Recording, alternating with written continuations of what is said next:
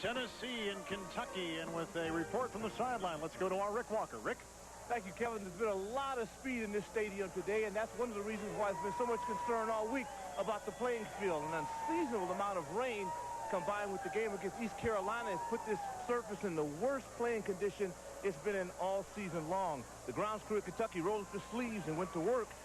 Wednesday, they brought out the rollers, as you see, squeezing out a little rain. They've had heaters and fans going on all the way until this morning. You'll see Tennessee quarterback Heath Shuler came out. He got a look and seemed pretty much encouraged.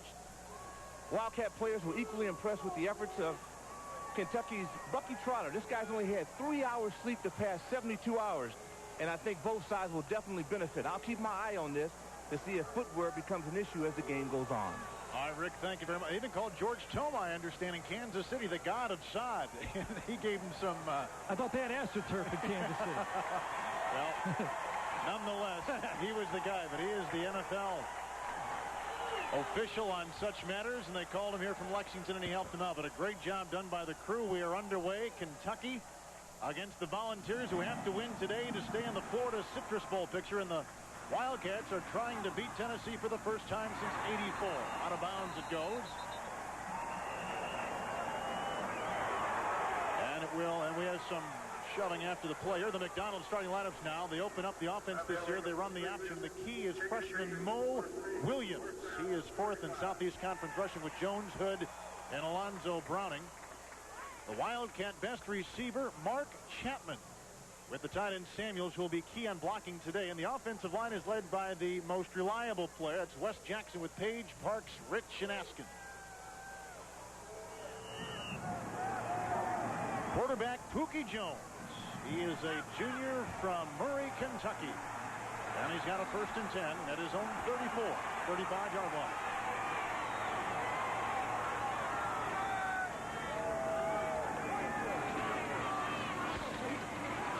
Pookie keeps it himself and takes it for a gain of about 2 to 3 out to the 38. Tennessee defense, they made only 2 changes all season. They got a 43 look, and they have a wide alignment on their line. Paul Yatkowski has already been drafted in the CFL with Wilson, Bonham, and Morris. The most experienced part of this defense, the linebackers. Graham, a tough one inside, and Gallion, along with Talley on the wings. And the starters in the secondary, there are 2, but Deron Jenkins, 9th nationally in interceptions with Davis, Brown, and a very strong net. It is 2nd down and 7 for Kentucky. Jones out of the pocket, looking down the near side for his receiver, Browning. Incomplete pass. And the coverage applied by Ronald Davis. He is a junior from Bartlett, Tennessee. Incomplete pass. Kevin, we've already seen what separates the Kentucky offense from most option or triple option type teams is their ability to break out of that 3-back offense and go shotgun with Pookie Jones dropping back and hitting Browning and Chapman and other receivers. That's the diversity that's tough on a defense. There's a former Tennessee coach and player, Darrell Dickey, now the offensive coordinator with the Wildcats. His offense facing 3rd and 7.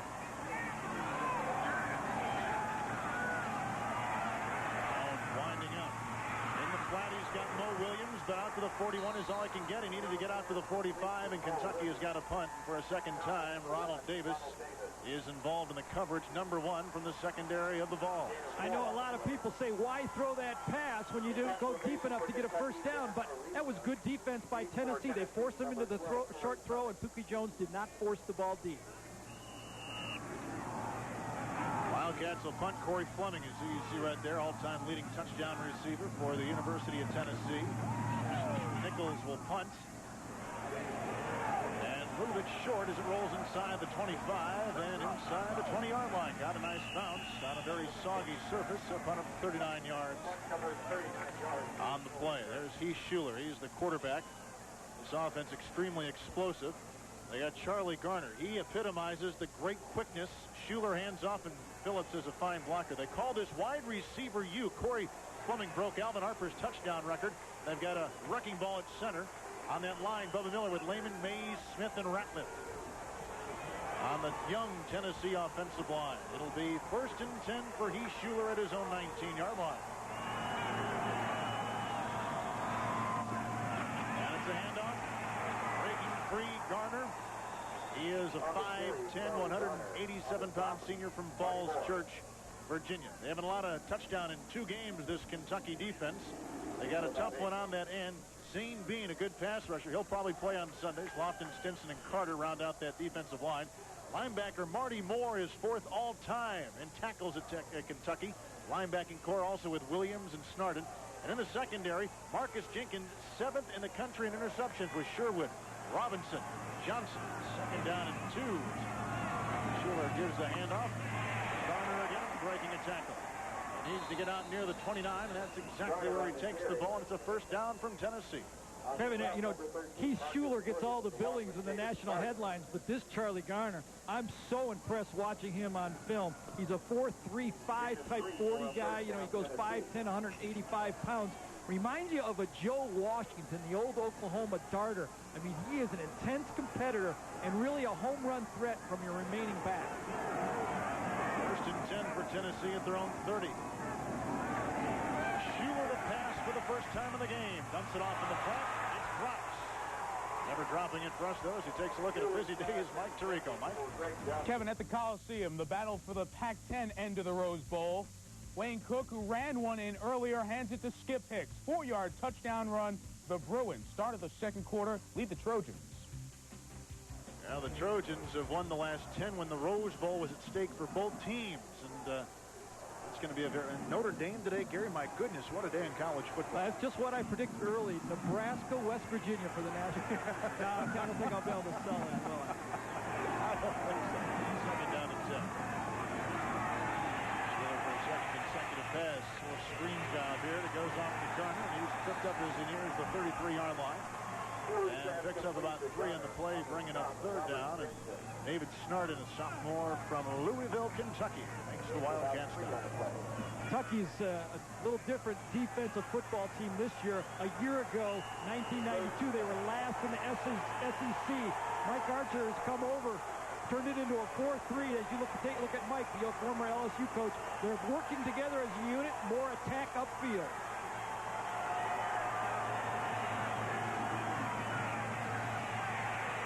Schuler with some pressure, and he passes the ball out to the side. It'll be a 1st down and a great block, and it's Nilo Sylvan who takes it out to the 43-yard line. Returned a punt last week against Louisville, 69 yards. That's a gain of 11, and it's a 1st down for Heath Schuler in Tennessee. As you look at it, 21 touchdown passes, Tennessee record. He had the rushing record a year ago as a sophomore. I mean, he's a high jumper in high school, 6'9". I mean, that is a tremendous athlete, and I compared him to Burt Jones. He's a big-time football player. Down in 10 now, no score early in the ballgame. Now they got the right tackle to move. That's Leslie Ratliff. He's a sophomore from Newport, Arkansas. Got a false start. Offensive team, 5 yards, repeat the down. As we saw on that 1st down play to Sylvan, the problem that Kentucky will have throughout this football game is matching up one-on-one with the speed of Tennessee. They might have the right defense, they might be in position, but will Tennessee's athletes just make plays? And he makes it 1st and 15 for Tennessee. This time he gets Fleming. And he picks up some chunks up to about the 49-yard line, and they're saying it's a fumble on the side, and they blew him dead. Now he's got about 5 yards to go for a 1st down. Gain of 10 on that particular play is Melvin Johnson. Cincinnati, wearing number 25, makes the start. Mike Archer was with the national championship staff and Coach Schnellenberger down at Miami of Florida. Then went to LSU, was under Bill Arnsparker down in Bayou country, and went to Virginia last year after he was a head coach at LSU. Now he's with Kentucky. 2nd down and 6. A little bit high. It looked like Fleming may have gotten tangled up with James Tucker, a linebacker, on the far flat. Incomplete pass. Yeah, Stinson and Bean, they'll put some pressure on Heath Schuler that time. And that's really the challenge for this Kentucky defense is how can they put pressure on Schuler? They know they can't match up in the secondary very long, so they have to get the ball out of that man's hands as quickly as possible. Every time you blitz, you have the potential of the big play. Well, that offensive line for Coach Fulmer told us last night he's got 4, maybe 5 that will play in the NFL in the future. It was a 3rd and 6. Tennessee. Blitz was on. Pass is complete. Fleming's got the ball. From the 40 to the 35. Right through the defense into the 20-yard line of Kentucky. First down, Tennessee. Gain of 31 yards. Well, they're averaging 40 points a game, which is 4th in the NCAA, and they're doing it with big plays. This time, Kentucky blitzes, and Don Robinson on the right side of your screen, number 38, is playing outside technique. He has no help inside. That's big play. When you have no free safety in the middle of the field, you have to take away the inside of the field. You have to have the sideline be your 12th defender. Don Robinson got beat inside. That's why you get a big play on him. The big 6'3" Corey Fleming. He is a load. 1st and 10, Tennessee. Schuler to the sideline, almost knocked away. Reception by Joey Kent. Dancing down the sideline inside the 10. Kent is a freshman from Huntsville, Alabama. Pick up a 13 on the play. But we saw Charlie Ward, Kevin, do this all year. Shotgun, no backs, one back. But Heath Schuler looks just as comfortable. I mean, I watched him in film. He is a very accurate thrower. And David Cutcliffe, their offensive coordinator, says he's been working with him on being more accurate. He wants yard after catch, and you do that with accurate throws.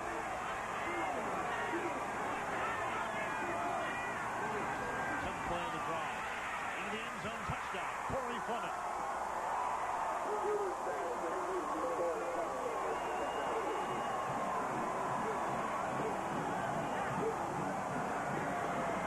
Again, Kevin, Kentucky trying to put pressure on Heath Schuler. One thing that Mark Archer was worried about is whether he could match up when they went 5 wide receivers. Again, they blitzed and they get beat inside. Even though pressure was on Heath Schuler, he waited long enough, got rid of the ball, and that's easy pitch and catch for a touchdown. And the first touchdown that Kentucky has given up in there, the defensive coordinator Mike Archer in 2 games. Extra point is good, 7-0. Tennessee's on top. Quick strike team. They can run it. They can throw it. Schuler's the man on top of all. South Tennessee in their first possession is scored going downfield, 81 yards in 10 plays. It took just under 4 minutes. They usually score under 2 minutes. Yeah, that was a slow drive for Tennessee. They're going to have to get back to work. You know, they'll be very disappointed with that drive. Bexford will kick off for Tennessee.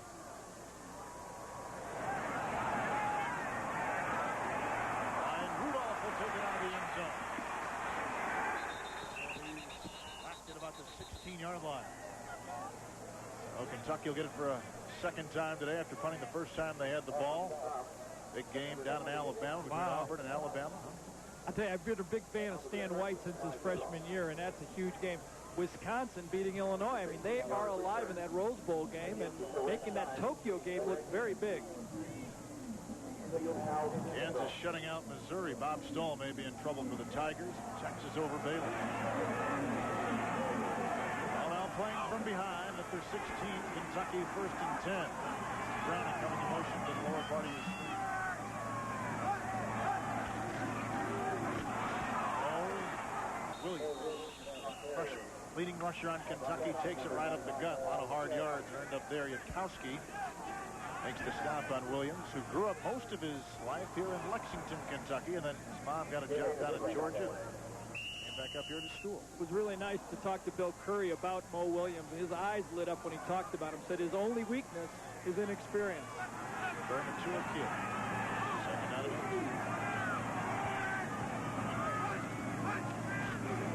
Not that stack out. Cookie is going to throw the ball. And it's incomplete. Looking for his wingback, Alfonso Browning. Incomplete pass. Yeah, had a couple people in his face that time, and he was really forced to get rid of the ball a lot earlier than he wanted to. Off of the option play, fakes it into the line, then drops back, and you can tell that he has to get rid of the ball just a step before he wanted to, and that's really what caused the incompletion.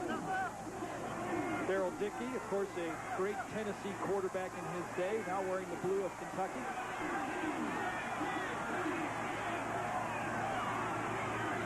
On the gun, with a shovel pass. Mo Williams, first down. Lunging out near the 27ers. He's going to be a little bit short. Let's see where they spot the ball. I thought he may have got it with that next last second lunge he had. little bit of a unique thing for Kentucky. They hold hands between their guard and their tackle. The reasoning is their tackles can't hear the snap count. And when the guards let go of it, they know that the ball has been snapped, and that way the ends can't fake and cause an illegal procedure penalty.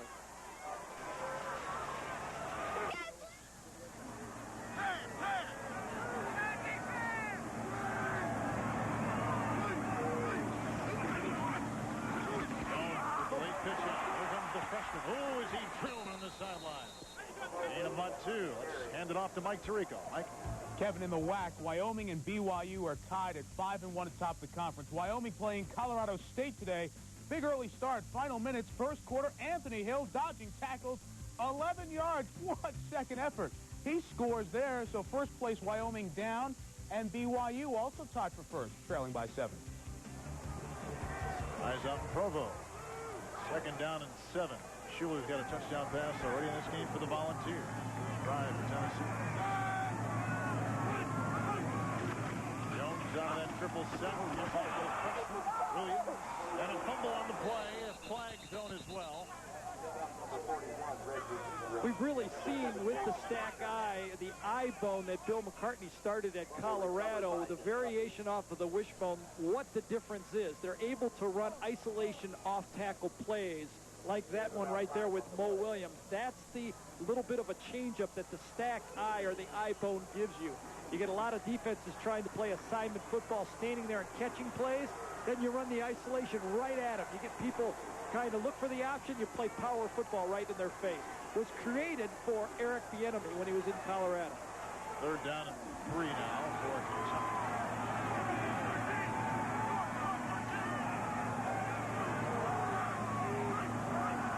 Cookie Jones, the quarterback, keeps it. A little bit long, looking for a wide receiver. That's Clyde Rudolph, junior from Pensacola, number 27, who's on the flat for a second consecutive possession. Kentucky's got to punt the ball away, trailing 7-0. Well, you can see the respect they had for the Tennessee front 7 on that play. 3rd and 3 with an option football team. That would automatically be an option play in most three-back offenses, but not for Kentucky stack eye. They can throw out of their formation.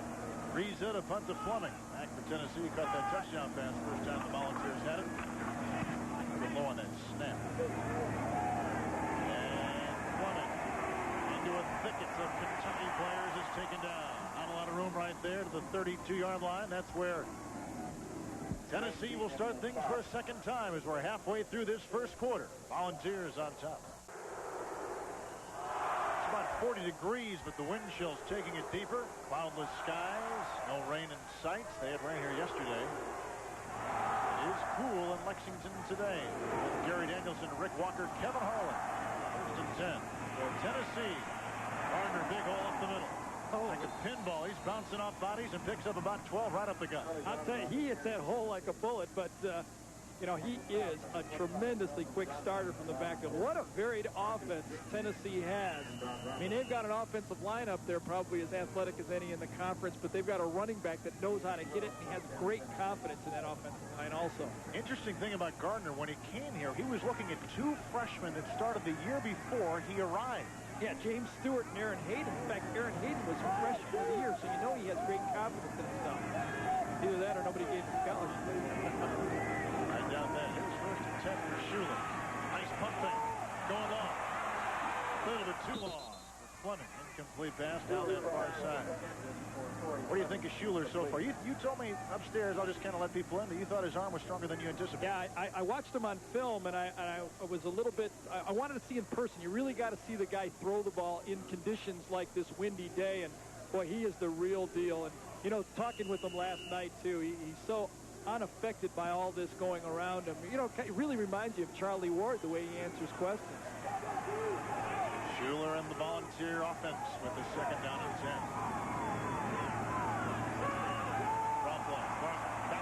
From his wide receiver. Weaving by defenders, breaking tackles inside the 40 down to the 38-yard line. Tackle made by Marty Moore. One of the keys coming into today was the Kentucky defense stopping the Tennessee running game. Yeah, how do you stop this? You got a quarterback that might win the Heisman next year, and now you got the tailback on the draw just popping it right through there. And, you know, this is the type of an offense, or with that offensive line there, I believe that most all of us could run in there, but not at 4.3 speed. He's a blur. If you don't really watch him real carefully, he just blurs across the screen. 17 on that carry, 40 for the game. They call his number again. This time he's wrapped up. Deuce Williams makes the secondary stop for the Kentucky Wildcats. Garner Junior College transfer. There's Deuce. He wears number 2. His first name is Deuce. He's got 2 interceptions and 2 tackles already today.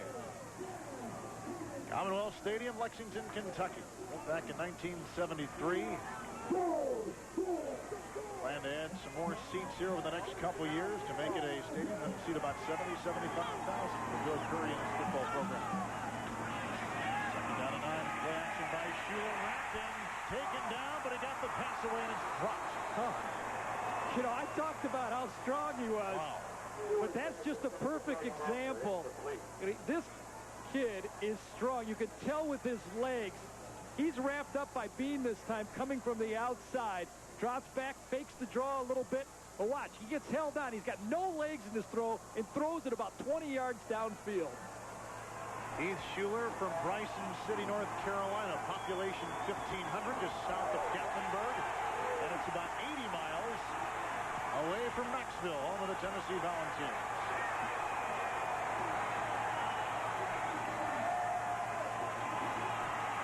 On 3rd and 9, back to pass. Schuler knocked down at the line of scrimmage. He got in his face, Gary. That's a tough place for a quarterback to view. Well, for the Kentucky defense, this was a big stand. They were just shocked on the first drive where everything Tennessee did work. This time they stepped up, and that's the leadership, I think, of Bill Curry and Mike Archer brings. This Kentucky defense has no quit in them. They've been in every football game but the Indiana, and this time Stinson, number 94, reaches up and swats it down.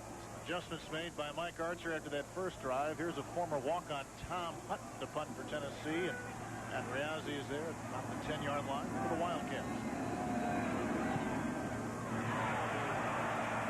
it's going to land somewhere inside the 1-yard line, actually kicking into the end zone. Touchback to the 20, 38-yard punt. No return for the Kentucky Wildcats, who trail 7-0. Bill Fulmer's Tennessee Wildcats lead the game. Volunteers of Tennessee on top of the Wildcats of Kentucky. We didn't mean to give Tennessee a new nickname there for the Tennessee Wildcats. But they're playing like Wildcats to begin this game.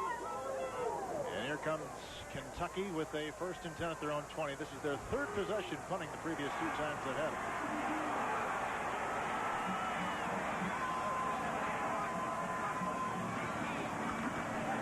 Buki logged up, gets out of there and throws it off to his running back, who makes the catch and breaks a couple tackles and picks up a 1st down. Nice pass to Williams, and we'll pass it off to Mike Tirico. Mike? Speaking of passes, Kevin, another one from Glenn Foley to Pete Mitchell. Boston College looks like they're going to knock number 1 off in South Bend. Auburn is at the 5-yard line of Alabama, leading by 1 without their starter, Stan White. Now, Boston College has won 7 consecutive games since losing to Northwestern earlier.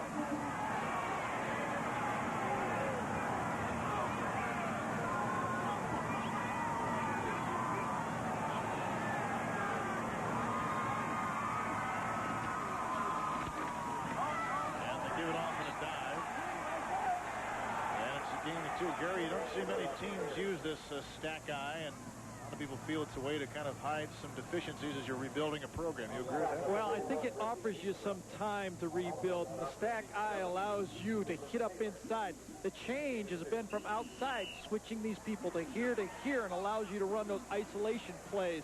What you have to do when you run option football, though, is establish the fullback inside, making those defensive tackles and middle linebacker be honest.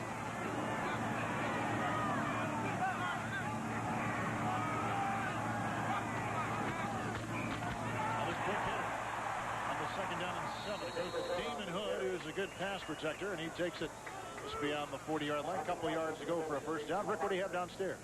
Well, Kevin, one of the most important tools in the football game aside the helmets and shoulder pads on a day like this is a scraper and a spike to be able to get the loose resonance off your cleats. Now, so far, we haven't had any slips. The field is holding up. This is one of the key reasons why. They'll probably change those shoes from time to time today as this field does get a bit more unruly. 3rd down and 1 for Kentucky. Williams again breaking a tackle. Does not get the first down, though. He was drilled by Leland Taylor. He is a freshman from Louisville, Kentucky, and he made a whale of a hit on the near side. 6'4", goes about 280 pounds, and he can run. Boy, he hit Williams head up, and he didn't go anywhere. Well, it's 4th down and 1, and for a 3rd straight time in 3 possessions, Kentucky's got a punt. You believe a guy 6'4", 280 pounds running like that and getting to Mo Williams? What an athletic speed play he just made.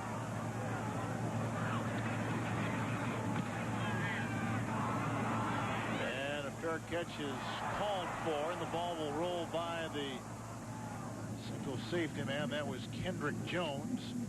And a punt of 39 yards on the play. Here in Lexington, Tennessee leads at 7-0. The Residents In College Football Scoreboard Show will come up immediately after this game today. Bring you up to date on all the tremendous games. UCLA, USC on the West Coast. Auburn, Alabama. Notre Dame, Boston College. Well, Boston College, West Virginia coming up. Yeah, you have to give Glenn Foley credit. I mean, we've talked Heath Shuler, Charlie Ward, but Glenn Foley's had an outstanding year. Of course, Rick Zier, also from Georgia. Some outstanding quarterbacks in college football this year. Heath Shuler will hand off. That's the big fella running outside for the Kentucky Wildcats. That's James Littleman Stewart, junior from Morristown, Tennessee. Led the team in rushing as a freshman. And his numbers dropped a year ago. He is very viable, though, in this Tennessee offense. Well, when you play tailback at Tennessee, you know a lot of people are being recruited to take that spot. And you know, Charlie Garner has just come in here. He's just too good to keep on the bench. And Stewart has had to take his reps when he can get them. Domination by the Tennessee offense so far in the game. They lead 7-0.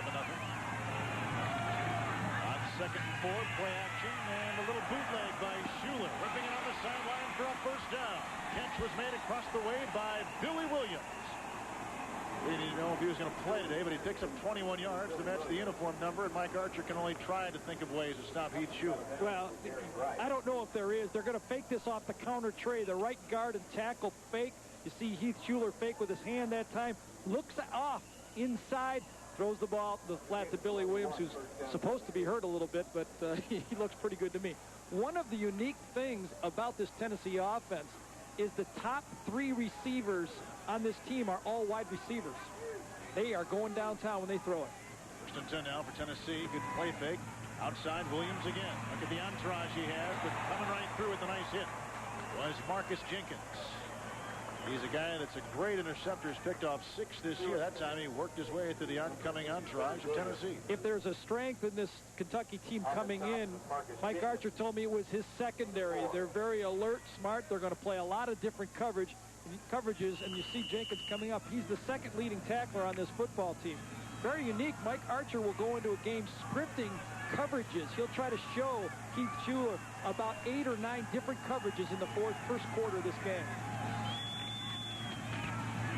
On the 2nd and 6, Stewart spinning his way near the 45. I've heard of offenses, Gary, scripting offense, but not defenses scripting. A little different in this game. You know, Bill Walsh started it scripting offensive plays, but this Mike Archer says, I like to script defensive coverages when I play a big-time quarterback.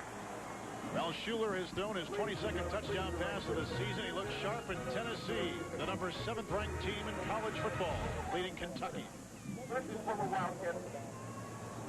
With Gary Danielson, Rick Walker, Kevin Harlan, Lexington, Kentucky. Welcome to the Commonwealth, where the Wildcats trailing 7th ranked Tennessee 7-0.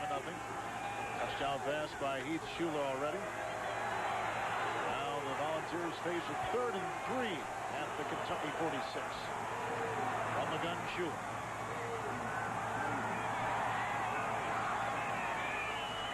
Good time. Bullet pass, double team, incomplete. Far side. They had that well covered, Gary. Kentucky came with only 3 rushers, played man coverage on all the receivers, but they had 2 free safeties deep. That seems to have worked the last 2 times in the third down situations. Blitzing Heath Schuler will not get it. They do not have enough good defensive backs to play one-on-one coverage. Nice adjustments made by Mike Archer defensively. Mike Archer is a master coming out of with Howard Schnellenberger out of Miami and Bill Arnsbarger from LSU. Rossi back for Kentucky. Hutton to punt for a second time for Tennessee. Their catch will be on a knee at the 13-yard line. Out of 33 yards on the play. And Kentucky will get it for another time. They trail 7-zip. Around college football, Notre Dame coming back just a bit now in the fourth quarter at South Bend. Auburn undefeated, building their lead against Alabama. West Virginia, they've got to win. They're undefeated still. Look at Wisconsin smelling that Rose Bowl with the Michigan upset today over Ohio State. UCLA shutting out USC at the Coliseum.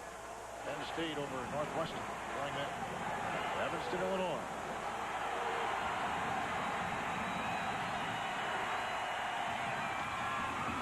Second down through. This is Brown. Big hole. He's got a first down for Kentucky. To the 33-yard line, a gain of 19 yards on the play. The 3-back stacked eye or the wishbone gives you the option of running the counter play. This time Browning, who really is Kentucky's big play man in their offense.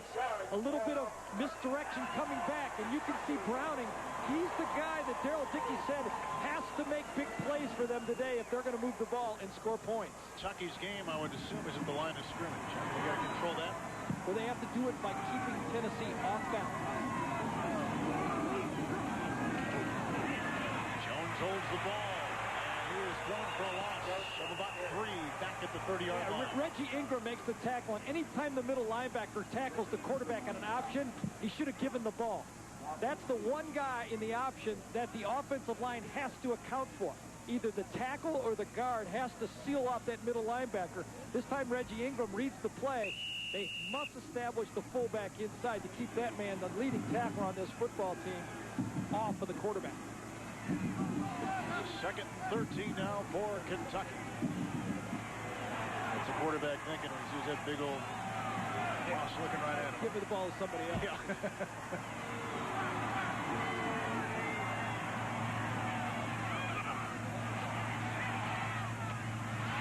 Caught for the tight end Samuels, and he gets back to the original line of scrimmage. A little bit interesting. Terry Samuels led this Kentucky team in rushing in 1991 and 92 and finds himself as a tight end. Does not get the ball much, but he's a valuable blocker, and Bill Curry said he's finally found his natural position. He believes he's a better tight end than running back. Wildcats will have their first winning season since 1989. Big win last week, 6-3 over East Carolina. Courted now by the Peach Bowl down in Atlanta for a New Year's Eve game.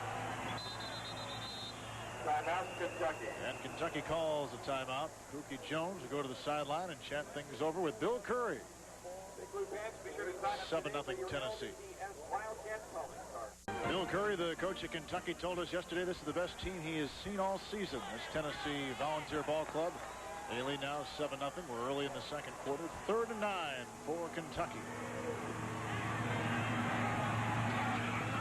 Goes right to the running back, Mo Williams, who pounds it up near the 40-yard line. He'll be 3 yards shy of the first down. I think Kentucky is going to be very relaxed here. They want to be conservative. They're playing field position. Now they have the wind, and until Tennessee opens up a bigger lead, I think they're going to be patient with their offense. And Ariza will punt once again. He's a junior from Miami, 4th punt today. Fleming beat back with the rush coming on for the Volunteers. That takes a nice Kentucky bounce inside the 23-24-yard line. Back to our college football studios now, Mike Tirico. Mike. Kevin, in the Big Ten, Wisconsin has a lot to play for this afternoon. At Champaign, they're pouring it on. Terrell Fletcher, 6-yard touchdown run at the half. Badgers by 18. Why is this so important? Because Michigan dominated Ohio State on the ground. Todd Collins and Mercury Hayes in the air. And the Buckeyes chance to clinch the Rose Bowl bid by the boards. Mike, interesting about that Wisconsin game. Wisconsin has not won at Champaign since 1970. There's the biggest game that program's had probably since 1970. And they got the best team they've had since 1970. Schuler hands off. Big hole for Garner. From the 30 to the 35. Dances an open field from the 40 to the 45 and breaking a tackle. Wow. Is he something? My goodness. You know, the likeness to Joe Washington, he runs with his feet very close together. Looks like he's skipping. He breaks laterally as fast as he breaks upfield with the speed. He's really a great broken field. Boom, boom, boom. Inside, outside. That man didn't even touch him. If they were playing flag football, they wouldn't have got him on that one. What an electrifying runner he is in the broken field. Tennessee coaches told us maybe the quickest running back they've ever had in Tennessee, and they've had some good ones. And, Webb. Yeah, and they call him an intense competitor, too, and you love to hear that about our tailback. Landed by Schuler. Look at the time. And the pass right in the middle. A twirling catch made by Craig Faulkner. Leads the team in receiving yards, picks up 20 run right there, and moves Tennessee down to the 27 of Kentucky. And it's a great story about Craig Faulkner. As you see the play-action pass, how can you not cover that guy if you're a linebacker? And Heath Schuler can rip the ball into the middle of the field, and Faulkner makes the catch. I say great story about Craig Faulkner because he contemplated quitting football. He had a bad wrist, a motorcycle injury, comes back, he's in there making a contribution. Will give off once again to Garner. And he weasels his way down near the 31-yard line. He hits that hole hard. He really does. And, you know, I've seen Florida State up close and watched their tailbacks, and I've seen Michigan, who I think has an outstanding offense, but I'm not sure if there's a better all-around offense in college football than the Tennessee Volunteers right here. They can hurt you in so many ways. And with the quarterback, big-time quarterback, an offensive line as strong as anyone, and a tailback that you have to stop. They're going to use Garner as a wide receiver. Second down and 4, single back. And the call goes up the middle. And the carry by Mose Phillips, a junior from Nashville, former high school player of the year from Nashville, Tennessee. Big kid at 220 pounds. There's Bill Curry, a coach here at Kentucky now for 4 years, and he has turned this program around, hasn't he? Yeah, we really asked him. I asked him yesterday, what stage of your rebuilding program are you at Kentucky right now? And he didn't even hesitate. He said, we're a bowl team.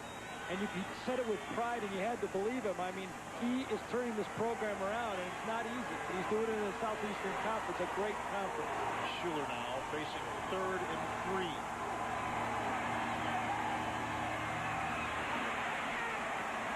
That's Gene Stewart, knocked out of bounds. Nice pursuit by the Kentucky defense. They did not get the first down. It does get to the 19-yard line. Notre Dame really fighting back now. Look at the time, but look at the score. 6 points down. Yeah, that's something. Notre Dame was points. They were a 15-point favorite in that game. Notre Dame was. Well, Boston College looks like they're holding on right now, but there's a lot of people watching that score. You better believe it. Nice stop by the Kentucky defense that time. They really, Tennessee has a lot of weapons, and another position stop by their defense to keep them in this ball game. Their offense isn't producing much. Their defense is keeping them in the game. Exworth will be trying a 35-yard field goal. There is a wind in his face, but he splits the uprights and extends the lead of Tennessee over Kentucky 10-0.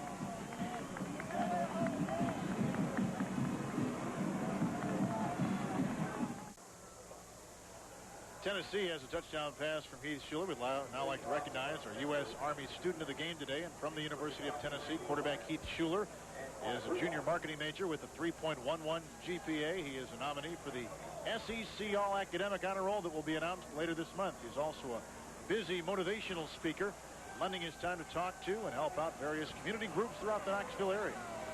Heath Schuler, player of the game, student of the game from the U.S. Army. Spoke recently to a bunch of prisoners at the Tennessee State Penitentiary. Gave them a motivational talk.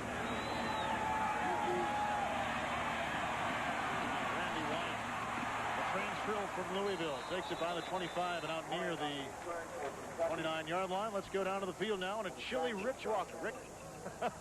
Yeah, I got a jacket. I feel pretty good. You know, bowls is a big talk right now. Robert Dale Morgan was with the Peach Bowl, and seems like there's a little affection right now with the Peach Bowl and Kentucky. Why?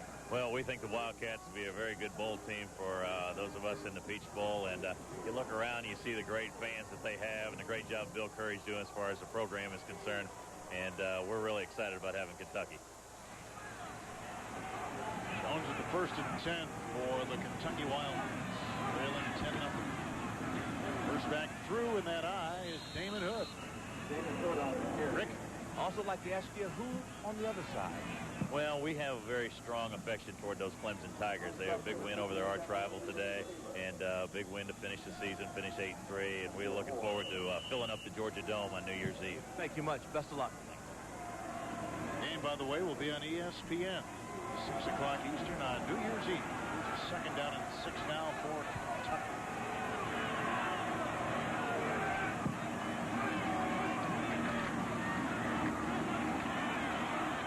Give it to Williams. Maurice Williams to about the 36-yard line. What do you think of the Tennessee defense, Gary? Well, the Tennessee defense right now is stacked against the Kentucky stack-eye offense. They've got 9 people within 5 or 6 yards of the line of scrimmage. And on the outside, they're playing man-on-man coverage. Whoever the one wide receiver is, he's got man coverage all over the field with really no free safety helping them. They have great coverage people in the secondary. 3rd and 3 for Kentucky, an early play that could mean a lot for this Wildcat ball club.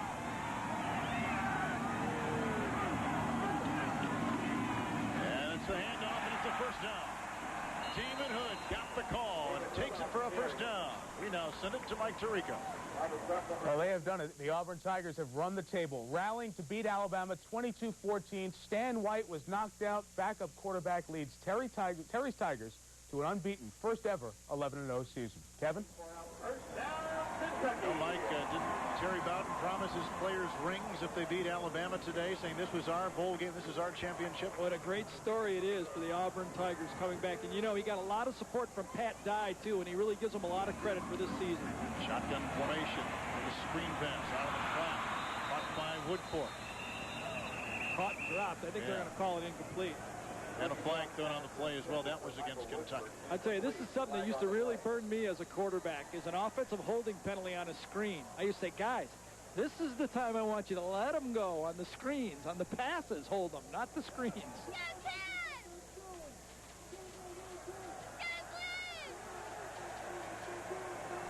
That's the first Holding during the play, offensive line, 10 yards and spot a foul.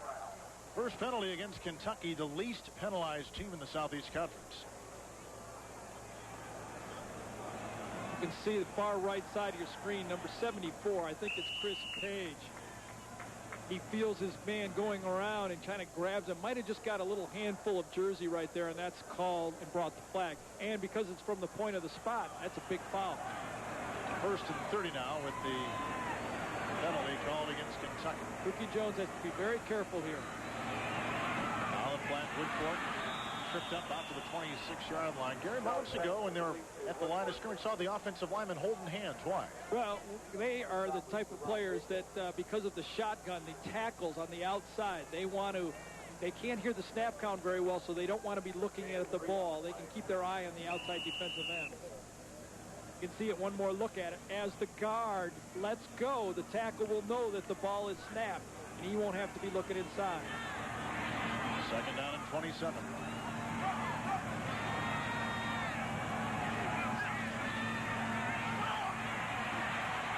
Here's the athleticism of Pookie Jones. Got a block. And that block cut him a huge gain on the play of about 17 yards. Yeah, Michael Woodfork again came back and got the block. And that got them at least into position where they can punt the ball and turn the field back if they don't pick up the first down.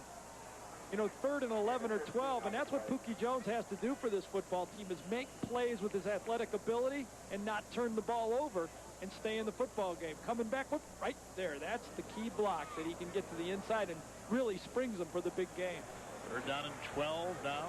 There's Woodfork, freshman redshirt from Paducah. Jones looking for the quick slant. It's dropped. Dropped by Mark Chapman. really was a good drop, though. If you're ever going to drop one, the play was not there. Reggie Ingram, the middle linebacker, took a short drop that time looking for the screen pass. Very safe call by the Kentucky offensive staff, and I think a pretty good call. If they're in the right defense, you got it. But right here, watch Reggie Ingram come in and give a little shot. and Mark Chapman, it's one of those ones you want to drop. Fifth possession, fifth punt for Kentucky. Punting deep back, and that was just about blocked. And on the fly from the 29. It's a tackle, and another. Look at the strength of that 6'3" wide receiver. The former option quarterback, and there is a flag thrown at the 33-yard line on that far sideline.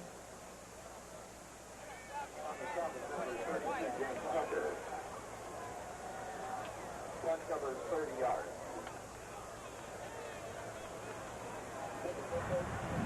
During the run back, illegal block in the back, 10 yards, spotted foul.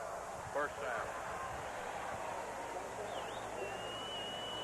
Bill Curry trying to turn this Kentucky program upward, trailing Tennessee by 10.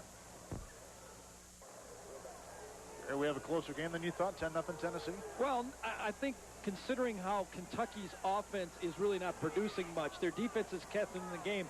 Tennessee converted their first 2 third-down conversions and are 0 for 3 cents. So 10-0. I got to believe Kentucky's happy to be in the game considering they've been able to produce basically nothing on offense. Charlie Gardner cuts back the other way. He's got the first down. Look at him weave and cut and dance out by the 40. And to the 41-yard line, gain of 18 on the play. Charlie looks over to the bench and says, just give me the ball. This is fun. Middle linebacker has to make the plays. He's got the inside angle, gets blocked this time from inside out by the offensive line, Trey Peterson. Actually, a backup offensive line for Tennessee to talk about their depth. But when Charlie Gardner has the football, he has capability of taking it big all the time. A little like Garrison Hurst down in Georgia. He really does. He's a little faster, I think, than Garrison Hurst. There he comes again. Flag thrown, and he gains about 4 to 5. Rick Walker's down on that field. Rick? Guys, I thought it was real interesting on the Kentucky sideline. Head coach Bill Curry got the troops around and rallied them and made the point that they were being out-hit. Didn't talk X's and O's, just mentioned they were physically being beaten, and he wanted that thing to be turned around immediately. Rick, do you sense it's an emotional sideline there with Kentucky, considering they're probably going to the bowl now? No, I don't. I just think they're being beat at the punch. They're not able to convert on third down. They need one big play. Somebody's got to step up and just make a play. Well, the speed for Tennessee has Kentucky on their heels, and Mike Archer was fearful of that. He knew that he did not match up well when Kentucky brings in 4 and 5 wideouts. And, you know, he did not want to have his defensive people on their heels. That's why he talked about blitzing a little. G. Schuler. Garner again. Got a block. Broke a tackle on bounces to about the 37-yard line. Mel Kiper, before this season began, said that he may finish third in the Heisman balloting behind Falk and Charlie Ward, the quarterback. Well, he's as good as a running back as you'll find. I mean, Ty Wheatley and Marshall Falk are the marquee guys, but, you know, when you see a Charlie Garner run the way he does in the open field, you can tell he's a special football player. And when we talked to Coach Fulmer last night, he said, hey, if people can't stop our tailback, they're not going to stop us. And he's a guy no one's heard of. Well, you know, people are going to hear a lot more of him. Second down and 15. Quick footwork by the quarterback, and he dumps it off in the flat. Goes to Moose Phillips. And he's out to the 37-yard line. Look at Notre Dame, huh? Holy cow. West Virginia holding on against Miami of Florida. Wisconsin is rolling in Champaign over the Illini. Notre Dame has a lot of metal on that football team. They've got a lot of kids that are not used to losing football games, are they? Schuler wears number 21, not because of his affinity for John Hadel, who he does have an autographed picture of. But Schuler, when he was a junior high quarterback, had only one number to choose that was available. Number 21. He's kept it ever since, even the major college days. Third and 15. Penalty flag thrown at the 49. Play clock at Before the snap, down. delay a game, offensive team.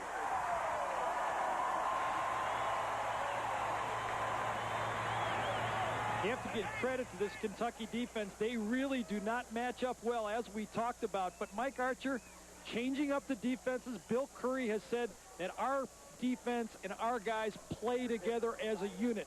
And when we talked to Mike Archer yesterday, he said that when he came here in the spring, he talked to his defensive coaching staff and said, listen, our guys have been beaten down. We want to coach them positive. Coach them when they do something wrong, but be positive with them, and it's paid off this year. Here's a 3rd and 20 for Schuler, rolling out of the pocket with the pump fake and going long. And they had the wide receiver, Craig Faulkner, completely covered. He threw it away. Well, he did. He had to. He had Marty Moore right in his face.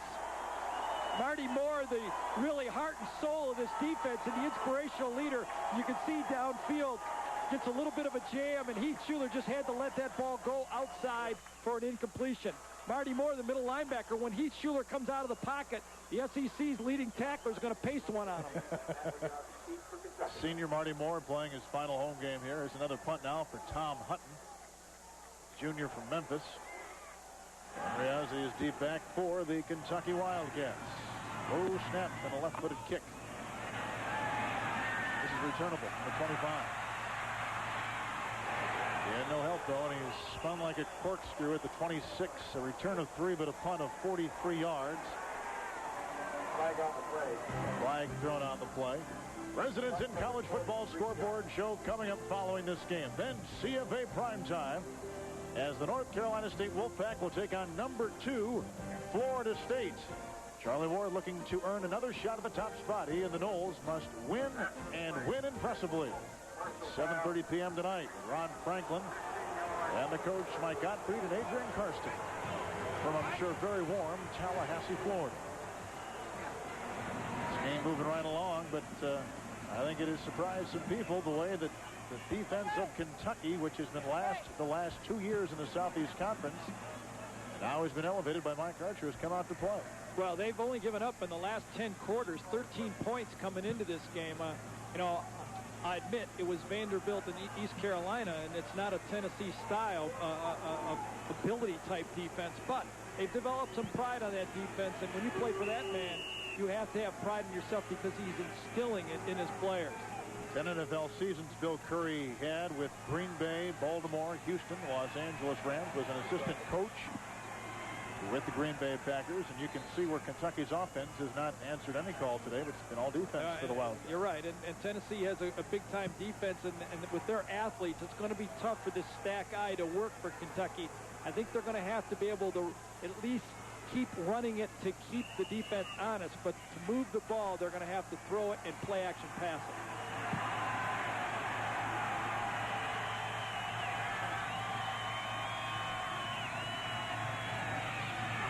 Delay handoff. And Browning gets the call. I would think Kentucky right now would be happy to run off the final 3 minutes in this first half of this game, go in 10-0 and try to reestablish what they're going to try to do on offense to put some points on the board. They have to be thrilled to be as close as they are considering what they've done. And considering Tennessee scores 40 points a game. Right. Second down and 8. And the receiver, but he wasn't spun around. Randy Wyatt. Pookie Jones just a little bit back of his wideout. Well, Randy Wyatt is the 3rd leading receiver on this team, and Daryl Dickey said we have to find a way to get him the ball in this football game. He and Browning are the 2 guys that have the capability with the passing game of taking it all the way. Talked to Daryl Dickey yesterday. He knew, you know, being from the Tennessee tradition, his dad is athletic director, that what Tennessee and the people they had in, but when you can't move it on 3rd down, you're not going to make a lot of first downs. Down and 8 for Kentucky. Jones being chased. No run and a bounce. Again, not able to pick up a first down, and that's going to put heavy pressure on this Kentucky defense again, because I'll guarantee you Heath Schuler will come on now with 4 and 5 wide receivers trying to tack up one more touchdown on before the half ends. Are these secondary plays being made by Tennessee that's not allowing any kind of completion? Yeah, the formation that Kentucky's running against them allows Tennessee to load up against the run, and they just don't match up well enough with the athletes in the Tennessee secondary. 4th 3 and out for Kentucky. Coming in midfield. On a block. Flag thrown as he takes it on a lunge by the 40. And really, the penalties for Tennessee, the last series they had the big holding penalty, and on the punt they've had another one right here. It's also helping Kentucky stay in the football game. As you see, coach says, move it back. During the run back, illegal block in the back, 10 yards from spot of foul, first down. You know, Kevin, everyone talks about the athletes for Tennessee and the speed they have, but some of the great athletes on this football team for Tennessee play the offensive line. As you can see, we talked yesterday to Bill Curry about their November record and with Coach Fulmer about the November record. You see Tennessee has a dominating November record. Frankly, they got pretty good athletes. That's why they were in November. Schuler back to pass. And on the flat. That's big Mose Phillips across the way. And he picks up about 5 yards. Mose Phillips, 220 pounds, averaging about 6 yards a carry. Phillips is the 4th leading receiver on the team after the 3 wideouts, so you can see what a versatile player he is. 2nd down and 5. Garner gets the call. He wiggles free and takes it inside the Kentucky 40-yard line. Gain of 11 on the play, move the chains. Tennessee has all of their timeouts, and with the ability in college football to stop the clock after a first down, they should have plenty of time with 2 minutes to go. It won't be a factor. Schuler. Near side, diving catch was lassoed by Mose Phillips. What's a guy that big making a catch like that? Well, if you don't catch the ball around this unit, you don't play. Theo Heath enjoyed that one. 10-0 Tennessee. We're just before halftime here in Lexington. My great 11-0 record for Auburn. All the scores. Ohio State today getting shut out in the Big House up in Ann Arbor. I don't know where I'd rather be right now. South Bend to watch that finish of that game. That must be something, or Opelika down there where Auburn campus will be going wild. 2nd down and 8 for Heath Schuler. He's hit. Heavy sack. No, he gets it away, and it's fumbled. There's a fumble on the play. Now they roll an incompletion. Heath Schuler threw that pass left-handed with Zane Bean all over him. Zane Bean comes in from the right side, and one of the things the great quarterbacks has is just a feeling in the pocket. This time he feels a defensive end, so he switches over to his left hand and gets rid of it. What an athlete. He was a catcher in baseball. I asked him what his favorite other sport was. He said track. Not very many quarterbacks say track. 3rd down and 8 now for Heath Schuler. And the flat, wide open Garner. This is going to be something to stop. He may have wiggled his way close to a first down. He's inside the 30-yard line of Kentucky. Well, it's going to be close, but I think he's short. Tennessee's going to have to call a timeout. I would suspect in this situation they will have to go for it, considering how bad Kentucky's offense has been in the game. Let's go to Mike Tirico. Mike, you got a full slate for us at halftime, don't you? Well, last year Notre Dame beat them 54-7, and Notre Dame, as we said before, favored by 15 points today. The touchdown Jesus took a week off down there, I guess, huh? You can't get up every week. But what a big win. Well, all the talk about the rematch turned out to be a bunch of talk about nothing, you know. Now who's number one? Who's number one now? Nebraska? If they remain unbeaten? What about West Virginia? They're unbeaten. St. Ignatius High School. St. Ignatius High School. Well, this is great, isn't it? On a traditional day like today, rivalry Saturday, to have all these big games being decided by teams you wouldn't expect to win. Yeah, well, it is. And this is, I think, a key play in this game right here. Tennessee, in 3 games earlier against Florida, Georgia, and Louisville, scored in the last drive in the half and really were big touchdowns. This will be a big stop for Kentucky if they can keep Tennessee out of the end zone. It's 4th and 1 for Tennessee. James Littleman Stewart goes aboard. Picks up the first down. Quickly now, with 1:21, they only have one timeout left. They should get up under the center now. If they haven't have 2 plays called, call it at the line of scrimmage or throw it down. To see little man take the thing and get up and be a big man. Real big man. Schuler has got 4 wide receivers and a single back. They got a first down. The 15-yard line. Craig Faulkner that time just going down about 8 yards, hooking, and Schuler just, it's like a laser beam from his hand to Faulkner just right there. Nobody even had a chance to move. Says he likes to watch Dan Marino throw the ball, and he's running this 2-minute offense like a Dan Marino right now.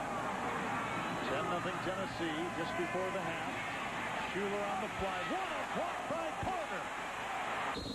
And a gain of perhaps 5 by Schuler, but Gardner knocked somebody head over heels like a rag doll. It was Marty Moore, but Marty Moore plays at such a high level of intensity. He was going to try to just leap over the blocker. Watch Marty Moore, and Gardner just takes his feet out.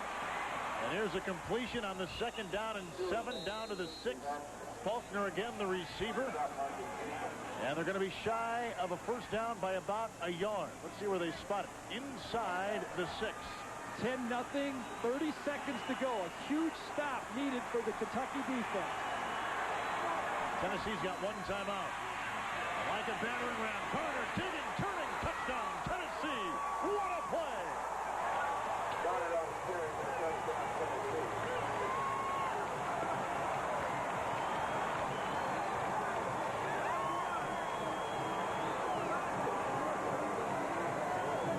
That was sensational. Charlie Gardner's averaged 6.7 yards a carry, and you'd think it's all with big runs. Well, this is a short run that shows you that he has power.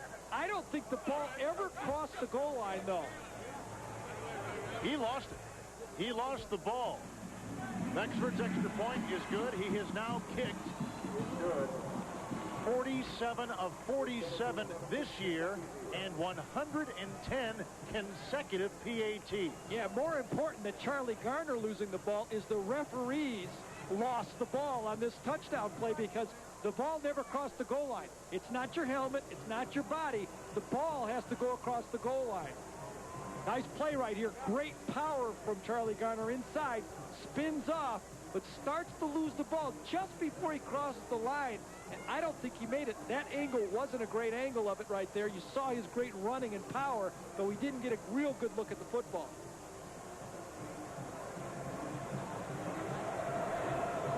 Garner scores his 7th touchdown. Here's a better angle at it. Coming right at you this time. You'll see the ball go down just before he gets to the goal line. You can see it. It never crossed the line.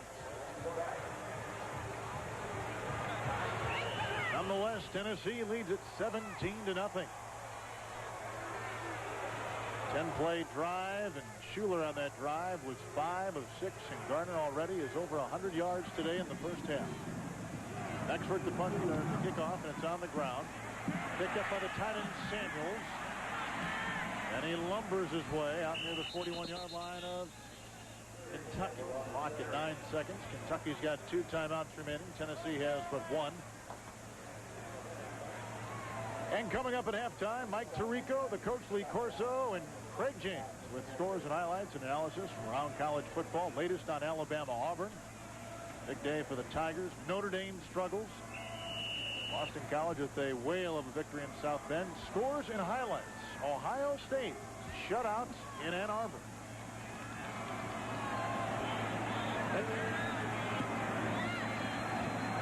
Five wide receivers for Pookie Jones.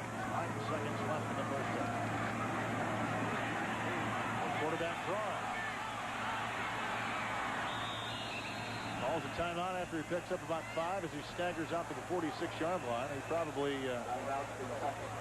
thrown a little bit earlier, but again, the secondary of Tennessee was there at blanket coverage. Well, they were just playing a very deep zone that time, and there was really no one open to throw to. I think in this situation, Kentucky's best play would be the Big Ben, 3 receivers deep in the end zone, and have Pookie Jones throw it as far as he can and look for one of those tip plays into the end zone.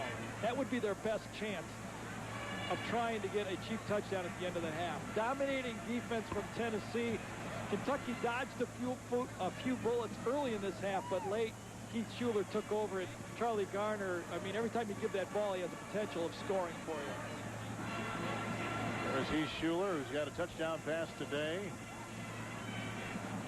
And from Bryson City, as we said before, the reason why he chose Tennessee was because it was the closest big school to his home, which is 80 miles away from Knoxville. Yeah, he said his parents really let him make the decision, and it's a big decision for a young 17, 18-year-old person to make, but he said, my parents had a favorite, and I didn't know until after I chose that Tennessee was their favorite spot.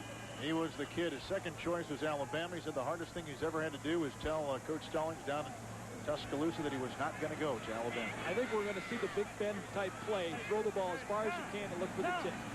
1 second left. 5 wide receivers. Jason O'Pookie Jones is down. That'll end the first half of play. Tackle made by James Wilson. Heath Schuler with a touchdown pass and a 17-point lead at halftime will take his team to the locker room. Tennessee needing a win today to stay in the Florida Citrus Bowl picture. At halftime, the Volunteers 17, the Wildcats nothing.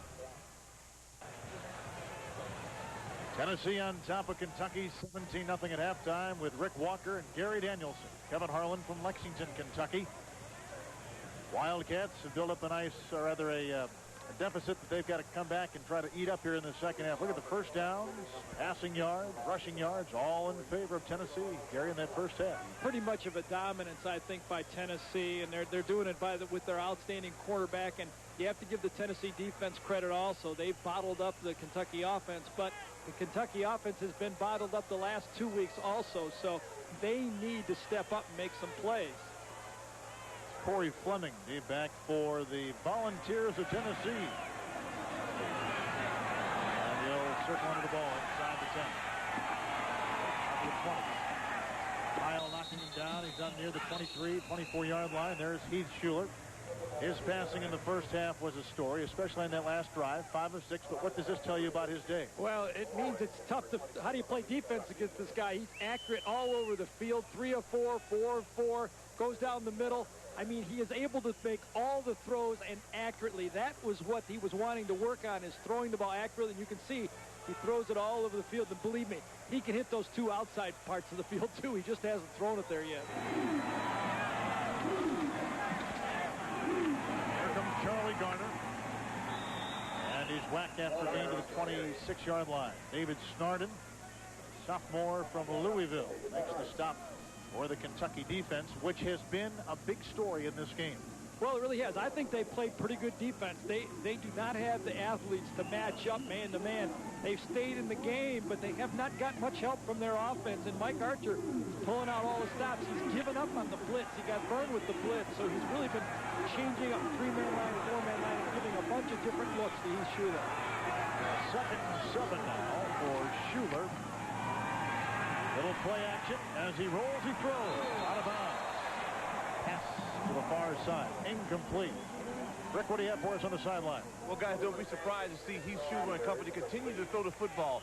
They vowed on the sideline that they would not sit on the ball. They want to turn the score up. On the other side, Bill Curry was adamant that his team was out hit.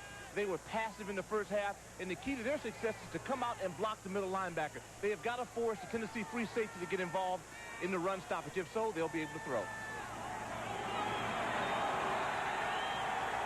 Bill Curry and his defense facing 3rd and 7.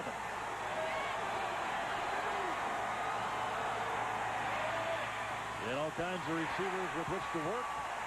He hits his brother, Benji Schuler. And Donnie Robinson did a nice job that time. Benji Schuler, just a true freshman, coming in there and making a catch on that one. But Robinson, who got beat earlier by Fleming, closed on the hot receiver that time and made the tackle. You'll see Schuler looks right, comes back, hits his brother, and Robinson is right there to make the play and force a punt. First 3 and out for Tennessee tonight. Hutton. It's a punt once again for the Volunteers. Here they got a rush on him. Riazzi with the catch, 34-yard line. Broke a tackle and he's out to the 42. Punt of 36 yards, a return of 7. And some nice field position for Kentucky. There's Darrell Dickey, their offensive coordinator, taking it for the first time in the second half. And there's his father, the athletic director at Tennessee, Doug Dickey. Yeah, and you know he's got to have mixed emotions. He knows how important a win is for Tennessee, and he also has to know how important a win would be for his son, Darrell. And, boy, I wouldn't want to call that one up there. He's nervous no matter what happens. I was going to say, he probably doesn't rest all that often. He's a 1st and 10 out of the stack out. And the first back through is Damon Hood. I'll tell you, it does not look pretty doing that, but that is what Kentucky must do early in this first half, is run the ball at the middle. We talked about that Kentucky had to block Reggie Ingram, the middle linebacker.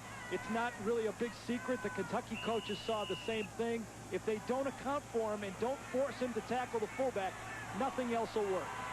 Deepest penetration today by Kentucky. They got a 2nd down and 5.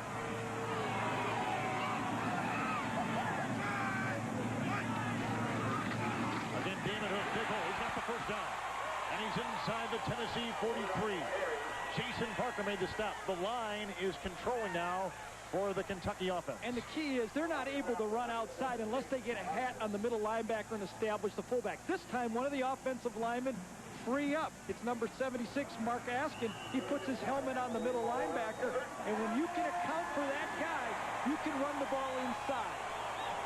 That'll be the key to establishing some first downs and try to put some points on the board. First time in Tennessee territory tonight for Kentucky. Play action by Pookie Jones. And the reception made across the way by Mark Chapman. First reception today by a Tennessee receiver, by a Kentucky receiver, excuse me. Well, Chapman has man-to-man coverage the whole time back there. You see Ronald Davis, who, by the way, was a wide receiver last year, caught a touchdown pass for Tennessee in the Hall of Fame game. He's man-to-man coverage outside on Chapman, and they really have to try to take advantage of that. The time they threw it earlier in the first half, Pookie was wide with the throw and didn't complete it. 2nd down and 2 for Kentucky.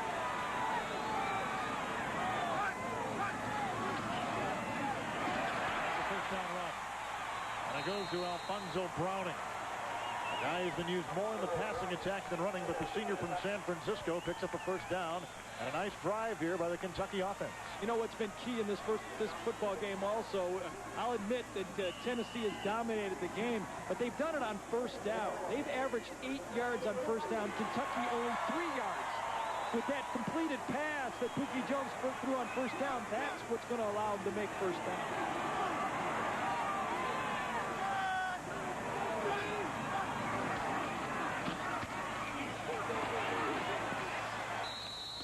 Pookie Jones slithers down to about the 27. We talked about running the ball inside, then you fake it, you get the ball outside, still a positive play. But Tennessee is really selling out their defense because they're putting their corners all over the field with no help on those single wide receiver. Kentucky has to be able to take advantage of that outside. Deron Jacobs, number 19, has Chapman all over the field. 2nd down and 8.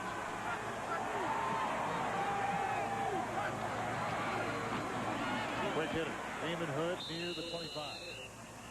Paul Yatkowski and Shane Bonham are the 2 defensive tackles, Kevin, inside. Those 2 guys are probably, you know, they're not a big defensive line for Tennessee. They only go 250, 260 throughout that whole defensive line. But Yatkowski is really an interesting guy. I mean, he's a guy that's already been drafted number 3 in the entire draft for pro football. Well, Canadian pro football. Drafted as a junior, he's 3rd pick overall. And the reason is he's from Canada. Big play now, 3rd and 6 for the Wildcats.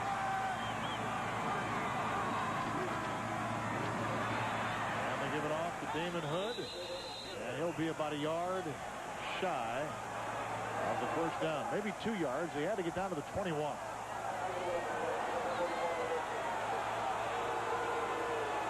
Well, this game has drawn a great deal of attention in the Southeast, as you can see. A big game for Kentucky, of course, consider they're headed to a bowl in all likelihood.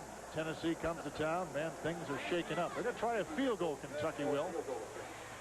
Nicky Nichols will try a 40-yard field goal. This would be the longest of the season for him. No good. Well, how ironic at the University of Kentucky, long-range three-pointers that are usually put it in the bank did not get good that time.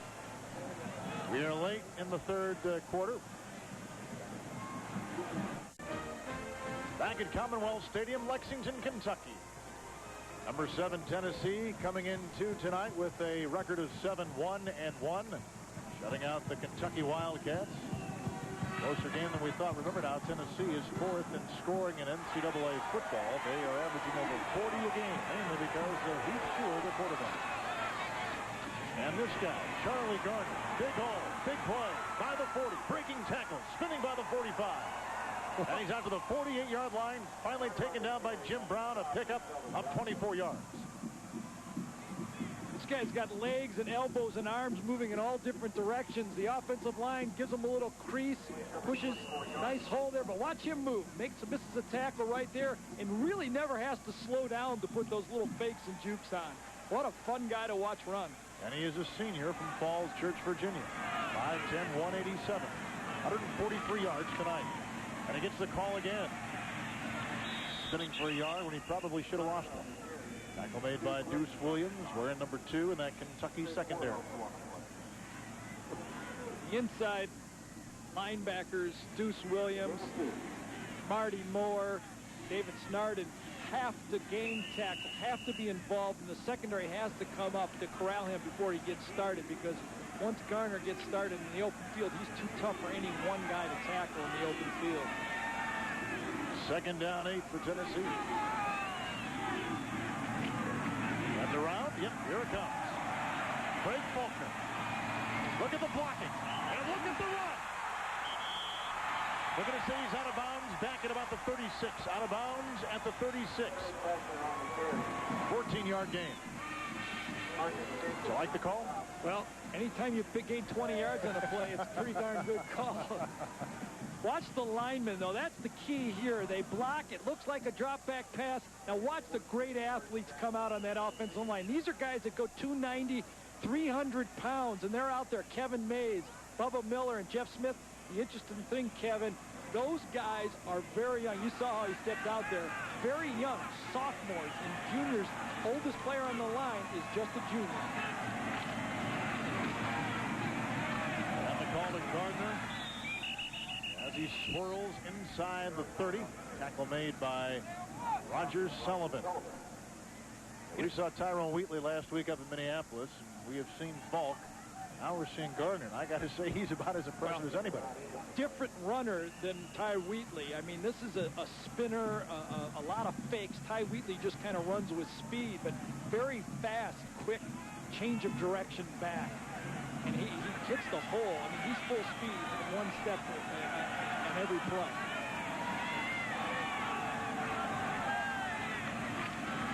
On 2nd and 2, Mose Phillips picks up the first down, and then some. Look at him spin. And do his best impersonation of Charlie Gardner. I don't know when Tennessee is more dangerous, when Heath Shuler's throwing the ball to those outstanding wide receivers, or when they're handing the ball off behind that big offensive line. Really a dominating offensive line and package that Tennessee has. When David Cutcliffe said that this is the best offense that Tennessee's ever had in their history, I can see why he said that. Now Coach Philip Fulmer has made a career of developing NFL-type offensive linemen. And these guys have done everything tonight. They really have. And he said that 4 of them, and probably all 5 of them, have played pro football. Sit off Billy Williams. And he takes it inside the 20. And maybe to the 19, 18-yard line. Marty Moore makes the stop. Marty Moore was recruited by Bill Curry when Curry was the coach at Alabama. Moore chose Kentucky. Then when Coach Curry came here, of course, he said, hey, I'm glad to see we finally got together. Yeah, and he is just a great story about what Kentucky football is all about and what college football is all about. He's a leader, an all-SEC tackler, and Marty Moore has done a great job for the Kentucky defense. Mose Phillips again. Wow. He was drilled from the secondary by Melvin Johnson. Johnson missed the first portion of the season with a broken forearm, but has come on and really sparkled. They like to liken him to a Steve Atwater coming up from the secondary, and you can see why with this hit. Perfect form, comes up right underneath the chin and delivers and holds on. Big hit by about 195-pound secondary free safety player. On the shotgun now. 8th play of the drive for Schuler. And he rips it down the middle. It's caught for a first down inside the 5-yard line by Billy Williams. Schuler right on the money. Hey, it's so nice to watch an offense that has a whole package together. Billy Williams, who's the real speed man on this football team, a little bit hurt coming into this football game, but he's a 4.3 40 guy. And when you hit a guy like that coming across the field, you have to be very accurate with it. And Heath Schuler has been accurate with all of his throws tonight. Will be 1st and 10. A personal foul called against Kentucky. Rather by, it's on Tennessee. Yeah, a late hit, and that's going to be a 1st and 10 play, though. They're going to, I believe they're going to pick up the first down and take a 1st and 10 from there. Yes. See the end of the play. Billy Williams is rushing, coming across. It's hit for the first down, but there you saw the late hit from the player trying to clean up across the play. 4 receivers for Schuler, but it throws the other way. It's Corey Fleming. He's going to go in for a touchdown.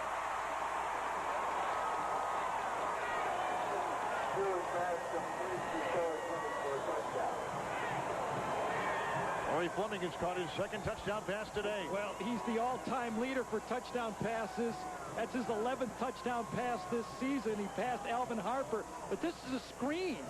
Rolling one way, throws back. You can see the 3 offensive linemen, moves inside to set up his blocks, and then his speed takes him to the outside. The former high school quarterback, and he has a great ability to read the blocking and run with the football after the catch. Extra point is good by Bexford. Corey Fleming, 2 touchdown catches today. He has been some kind of receiver to watch. From wide receiver U, Tennessee on top, 24. Well, they're going to retape Corey Fleming. He just caught his 2nd touchdown pass. We mentioned before, wide receiver U. They've had Willie Galt, Reggie Harper, Richmond Flowers, Alvin Harper, Anthony Hancock. I mean, they've had some great ones. And Schuler got his 2nd touchdown pass tonight. And a 2nd touchdown pass, so he is the career record holder for touchdown passes at Tennessee now with 18. Quite an accomplishment, but there haven't been a lot of quarterbacks that could throw the ball like this guy does to you. He's something. And the kickoff rolls inside the 15. Clyde Rudolph is taken down at about the 23-yard line. Let's go back to our college football studios and bring back in Mike Tirico. Mike? Kevin, West Virginia ran the ball down the field on Miami to take a 10-7 lead. Ensuing drive. Why is Ryan Collins the quarterback? Watch him elude the blitz of Wes Richardson, then turn it back the other way. Elude another defender, Steve Perkins. Lay it up for A.C. Tellison. He'd go out of bounds. Miami would run it in. Canes by 4. Kev? Mike, Miami can wrap up, of course, a Big East title and an Orange, Sugar, or Cotton Bowl bid with the win today. That's a big game for both teams, but Miami has a lot on the line. That's a snap right to the running back, Mo Williams. And he fumbles the ball at the 39, or rather 29-yard line. That's recovered by Tennessee. And picked up on the play by Ben Talley. First turnover today. We used to call this a snatch play. Snatch right to direct to the running back. Mo Williams this time runs inside. A year ago, you see Ben Talley is the guy that caused it, and he's the one who ends up with it. A year ago, Kentucky had 5 turnovers in losing to Tennessee. They haven't had the turnovers tonight, but their offense has not been able to generate anything. You can see how Tennessee's defense and offense has been doing it this year. Plus 13, best in the SEC this year. And, you know, with the power they have on offense, they turn all these turnovers into points. Wheeler with the 1st and 10. They'll be sacked again by the Kentucky defense. Eric Wright, a freshman, Number 42 makes the stop. He plays some linebacker at 5'10", 185, and he also plays some secondary positions. Yeah, he was forced to start last week against East Carolina because of an injury to Deuce Williams. Went to school at Massillon, Ohio, and you know, he's just had to step up and play, even though the size differential, 5'10", as you said, 185 pounds, playing linebacker. In the Southeast Conference. Yeah, he better be ready to catch some of these big tackles now. Second out at 17. Little screen pass, caught by Stewart. He's inside the 30. And he picks up probably 6-7 yards on the play, depending on the spot. James Stewart, Morristown, Tennessee, 6'1", 210. There's Heath Schuler. First name really is Joseph. Joseph Heath Schuler. Dad is a mailman. Mom is runs a yogurt store in Bryson City, and they get to see all his home games down in Knoxville. I'm sure they're here today. Right. You got a low-fat yogurt store? Idea. They're down in 10. On the shotgun.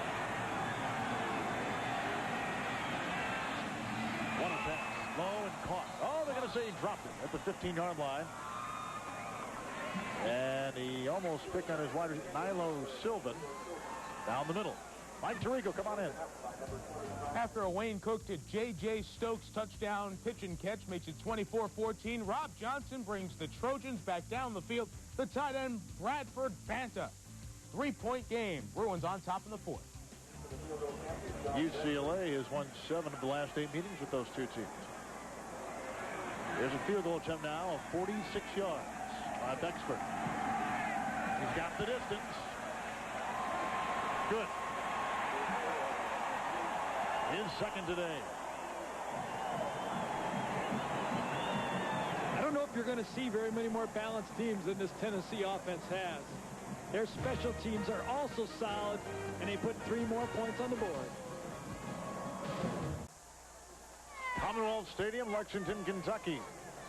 And the Tennessee Volunteers have gone up 27-0 on the Wildcats of Kentucky, and Bill Curry's defense has done a pretty good job today. It's been his offense that has been the problem. Yeah, but now it seems that Tennessee has found their groove, and I would say that they're put points on the board pretty regularly now.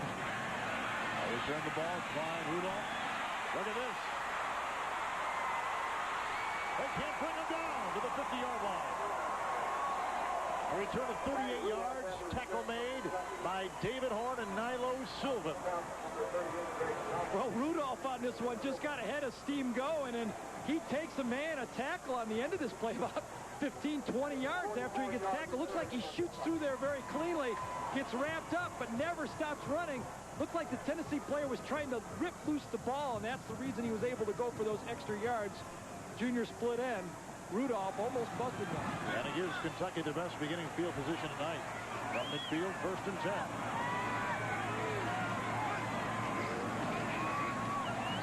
And the handoff goes to Riazzi. Up the middle he goes. Out of the sideline now, Rick Walker. Rick. Kevin Rudolph had good footing on that return, but the MVP is Bucky Trotter. Bucky did a super job. The staff has been here all week. Are you surprised the field has held up as well as it has?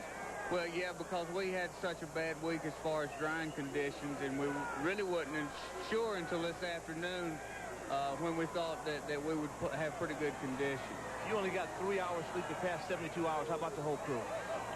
Well, they're not much more than I did. They take a lot of pride in this, and of course everybody was disappointed last week in how the field responded. So it was a big goal for us to get it in good shape for this week. Okay, thank you, buddy.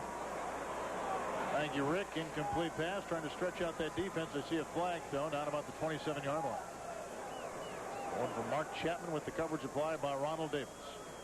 Like they're going to grab a hold on him. You know, speaking of that field, Kentucky's field has always been very good here, but the change has been Nutter Field right there. Their indoor facility kind of disrupted the underground flow of the streams, caused the field to sink a little bit, and really they have some major problems here with their, grass field, and it's all because of the indoor facility right there in the end zone. Well, I noticed walking across the field before the game, there's no crown on the field. It sunk a little bit, and it's changed the underground flow of the grass. Now, That's what I've been told, at least, so you got to believe it. You sound like George Tillman to me. That's right. Turned around. Rudolph. Boy, it's not going to fake out Tennessee, but he broke a tackle. And they whack him on a bounce. They're also going to get 15 yards tacked on the end of it, too, because hitting him outside the playing field. Rudolph is able to run through another couple tackles. He looks like he has some good ability. Very tough to run reverses when you're down 27 After points. play is over, personal foul, defense, 15 yards.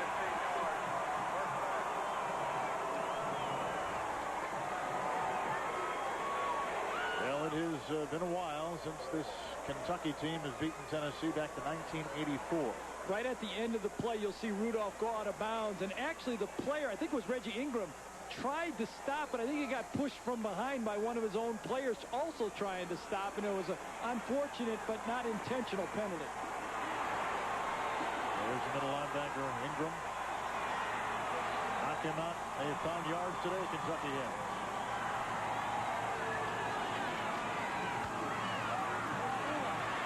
Pookie Jones. And Pookie goes down to about the 13, 14-yard line. Tackle made by Jason Parker. Third leading tackler on this team, number 7. And also getting some help from Raymond Austin. Yeah, Raymond Austin and Jason Parker are the guys. One of them is a true sophomore, and the other is a true freshman. Jason Parker played last year, started 8 games as a freshman, and this year Raymond Austin is a guy who recruited Tennessee, number 28, to come here. Really wasn't highly recruited either by Tennessee until he said, hey, I want to go there. Second down and 6. Hood. And he carves out a couple of the 8s. Maybe the 9. Let's see where they shot the ball. Maybe his progress wasn't as far as he got or appeared to go with that knee falling down. They just marked him down inside the down to the 9. As we wind down the third quarter. Well, this is the first time Tennessee's had the scoring opportunity inside the 20-yard line, and let's see what they come up. I would say they're going to run option football to the wide side of the field. Third down and 4.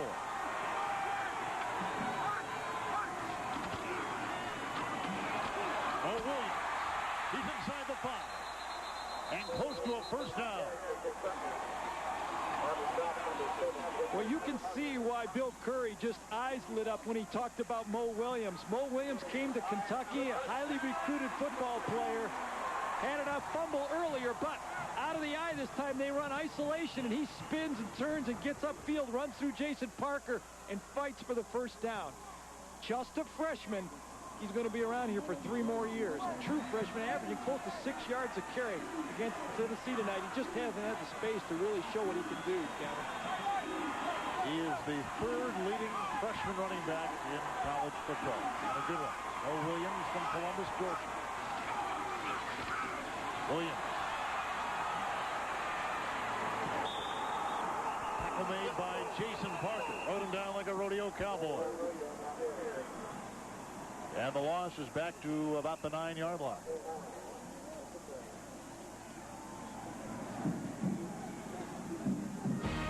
Third quarter has come to a close. Kentucky with their biggest threat tonight scoring, but it's been all Tennessee, 27-0.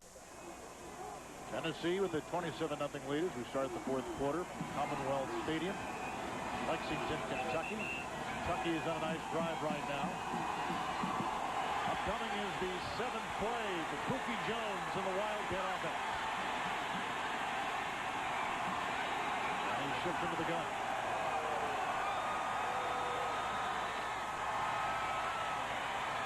He's got the tight end single. And he's down to about the 6. I'll tell you, great hustle by the defensive line for Tennessee that time. They rushed the passer, and after the ball was thrown, all 4 of them came back and helped out on the tackle.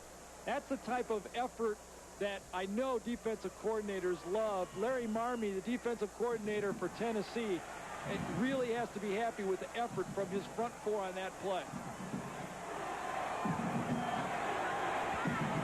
Raymond secondary. Strong linebacking core for the Volunteers. On the 6th, 3rd and goal. Again from the shotgun. This is where Jones is most dangerous.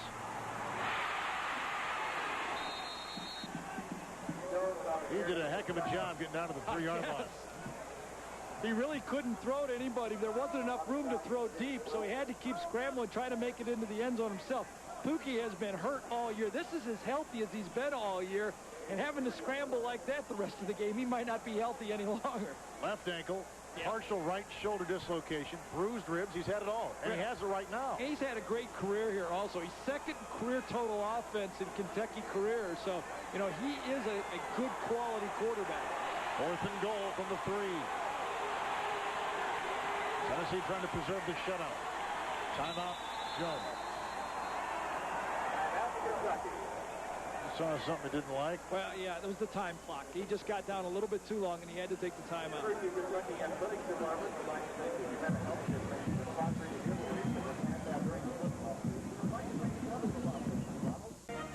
First time Tennessee's been tested like this tonight. Yeah, it really has. It's been the Larry Marmie has to be happy. The guy in the middle of your screen with the glasses, defensive coordinator for Tennessee, has to be happy with his defense against this stack eye option. This is the first down. This is the first time they have threatened to score. You see, Kentucky changed up and came back with the shotgun.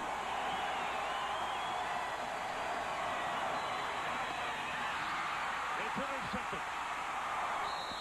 It hit him on the left knee. And guess who? Was picked up, yeah. Jankowski, a defensive lineman, is a guy. Remember, we talked about it a play early, how they hustle back after the ball is thrown. When you hustle, good things happen to you. Pookie tried to hit a slant. Coming from the outside, from the right side, he tried to hit Browning. Coming from the right side, Jankowski sees the ball thrown, comes off his hip, and when you hustle to make the play, there you go. You got a gift. Turn around and give the ball back. And you don't want to build up the importance of what that touchdown would have meant for Kentucky, but mentally it would have done a lot confidence-wise and made more of a statement. Well, even more than that, you know, a lot about this Kentucky program is about expectations and what people expected in this football game. I heard a lot of people talking in the press box that maybe Kentucky couldn't win this game, but they had to play well against Tennessee today to improve the program. Gardner with the big run. We run it out to Mike Tirico. Mike? Kevin, Miami up 14-10 at West Virginia. Defensive holding puts the Mountaineers at the 19, and Robert Walker sprung free by a Rodney Woodard block. Mountaineers looking to stay perfect. Lead by 3. Kev? Mike, West Virginia must still play Boston College, who beat Notre Dame today, and that's going to be interesting. On this 2nd down and 2, it's Gardner once again. First down and then some. Well, that West Virginia-Boston College game we will have on ESPN Friday following Thanksgiving. So that will be a big game should West Virginia hold on. All right, if West Virginia would go on to beat Miami, then Boston College, who finishes the Big East champs, they still might have an outside chance to be the team to look at. Wow. Hey, I tell you, I'd rather explain what impacts of NAFTA would have on the United States than explain the bowl picture. At Boston College wins today a big one. The pitch out goes to Gene Stewart. And he bulldozes his way over the side. He doesn't have many hellos on his trip. He just puts his head down, and he's like a battering ram. Taking it out at the side. You see stuck up in his face mask. He is a player. Rick, what do you have downstairs for us? Well, just give me a little insight on the Volunteer sideline. Charlie Gardner, I asked him, I said, what's the key to your success? Can you continue this? He says, our big offensive line. They have allowed me to not only run between the tackles, but giving Heath Shule enough time to throw. With these guys, nobody can stop me. Now, Rick, we have seen Wheatley and Falk. I mean, what do you think of Gardner? You've seen a lot of football. What do you think of him? Real impressive. I got a chance to watch this young man in high school in Falls Church, Virginia, and he has real quick side. What really impressed me is the fact that he runs in between the tackles real well, despite the fact he's not a real big guy. Quick feet, acceleration, and he's tough. I would agree with that. He starts so fast, and he's got a great spin move on top of that. But, you know, to credit the offensive line, that's pretty smart. Intelligent guy, too. First down and 10. Schuler getting some blocking. Look at that arm strength. It's intercepted. Picked off on the play by Stephen Hall on the deflection. Hall gets a block and swirls his way to midfield. It was intended for Nilo Silva. Say the ball was picked off, but you have to love the athletic ability of Heath Shuler on this throw. He's running full speed to his right, doesn't even slow down and set his feet, just rips it off of his right foot and ball a little bit high, but that shows the ability that Heath Shuler has. You know, it's like a jigsaw puzzle, this Tennessee offense. Shuler's big. The offensive line's big. They got great wide receivers and a tailback. You know, the reason it all works is because they've got it all. And that kid has it all right there. Heath Shuler. Tennessee turnover tonight. Pookie Jones in Kentucky, 1st and 10. Jones wants to throw, but Tennessee's defense is going to push him all over the field.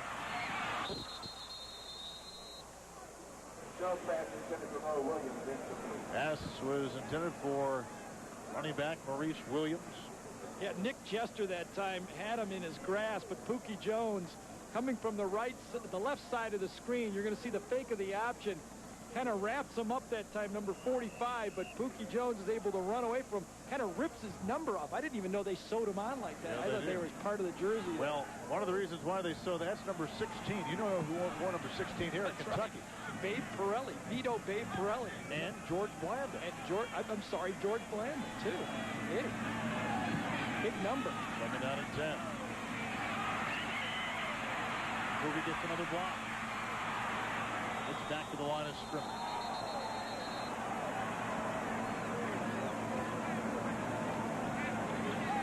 Number 16, George Blanda. He played here at Kentucky from 45 to 47. What were you telling me the other day about the number one reason why kids choose a particular school? I've heard that when coaches have looked to why different high school recruits will decide to go to different ways. You look at Pookie Jones' number. I think Blanda's trying to get that number back. He said, hey, this baby's retired. It's tradition. The tradition of the schools, what they've done in the past. It's not the coaches. It's not where they can play, who's starting there. It's what has been done at that school in the past. 3rd and 9 for Kentucky. Oh, knocked down. Big play made by a former tight end, Shane Burton. That's one of the great things that Tennessee has done in their program is find a spot for their athletes to play. Shane Burton played tight end a year ago. He has great athletic ability. They moved him to defensive end. He's showing what he can do from that spot. 6'5". He has the height and the size to be a factor on the outside. And I think, you know, they moved Ronald Davis around. They've moved a lot of offensive linemen. 3 of the offensive linemen had played defensive line as freshmen. They seem to find a spot for their best athletes to get on the field. Pitch out to Mo Williams. He did not get the first down. He had to get down to the 41, and he's out to the 44. That was a 4th down play, so on downs it goes back over to the Tennessee Volunteers. See what they're going to do at quarterback. They will keep in Heath Shuler. Mike Archer has a final word with his Wildcats, who trail 27-0. Tennessee's got the ball. They've got the lead. A couple touchdown passes by Heath Shuler, who is once again sparkled as the quarterback for the Volunteers here tonight. With Gary Danielson, Rick Walker, Kevin Harlan from Lexington. Chilly night, very comfortable to watch college football. Pitch out to Garner. Got a block. It's another. Falls into space. Look at him fly. Down the sideline inside the 40. Gain of 17 on the play. He might get 200 there. Heath Shuler. There's speculation that Shuler could be the first pick of the NFL draft this year. He and Coach Fulmer talked about entering the draft a year early. I think the money will be there regardless. It comes down to whether you want to risk an injury. That's something that I'll have to deal with personally, and I'll make a decision at the end of the season. But as far as the team is concerned now, I've made a decision, but you know, let's not be real irrational about it. Heath has a lot of great qualities, but probably the greatest quality is he's very, very truthful. And if Heath Shuler says he's staying, then I believe that he's staying. Well, we don't know. He told us last night he probably would say, but he wants to wait till the season is over.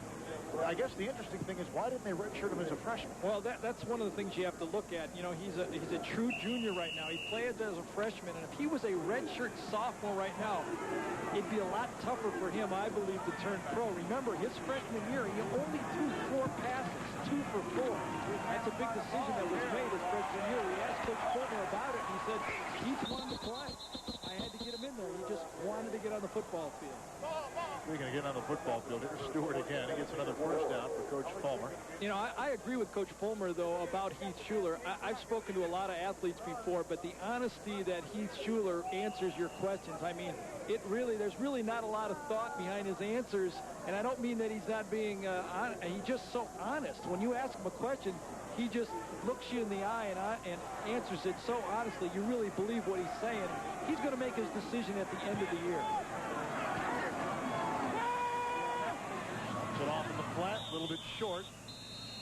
Caught by tight end John Sartell. That's his second reception of the season. Schuler told us last night that he watches a lot of tape of Dan Marino. Why? Well, you know, he wants to make $5 million a year. Aside from the obvious, yeah. Aside from the obvious. Well, he's working on a quick release, and it was kind of interesting what he told us. He felt that Marino's quick release was because of his lower body, not of his arm. He said he clears his hips very quickly before he throws the ball, and Schuler's been working on that. And, you know, if you want to emulate a guy with a quick release, I can't think of anybody better than Dan Marino. I think Marino would like to imitate how Schuler runs, though. Yeah, athleticism. Second down and 9. Timeout by Schuler. Play clock and wound down to 3.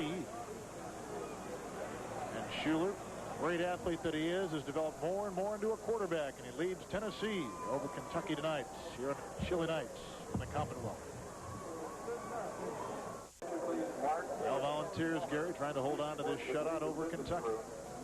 Right now, Kentucky's trying to hold on to the ball and probably put some more points on the board. You take another look at the brain trust for Tennessee in the middle of that screen. Larry Marmie, defensive coordinator in his second year at Tennessee, has to be pleased with his defense tonight. I mean, they have been dominating, and on offense, it seems like every play that Tennessee wants to run can work. It's sometimes they throw it a little short, and sometimes they don't run it exactly for a first down, but they are very impressive. With the second down and 9. Comes the blitz. Marching for the end zone. He's got a receiver. Touchdown. Hey, to his brother, Benji. Or was it Joey Kent? Let's see. Joey Kent. I saw the one. I thought it may have been his brother. Well, Joey Kent, Heath Schuler saw the blitz coming, just laid it up. And we've talked about his arm strength. That time he just put it real high in the air and let Kent run under the football. He could see the blitz was coming. Look at the touch on this football. Perfect smile, right in stride. That's a big-time throw.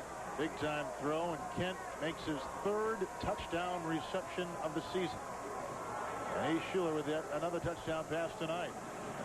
An extra point, good.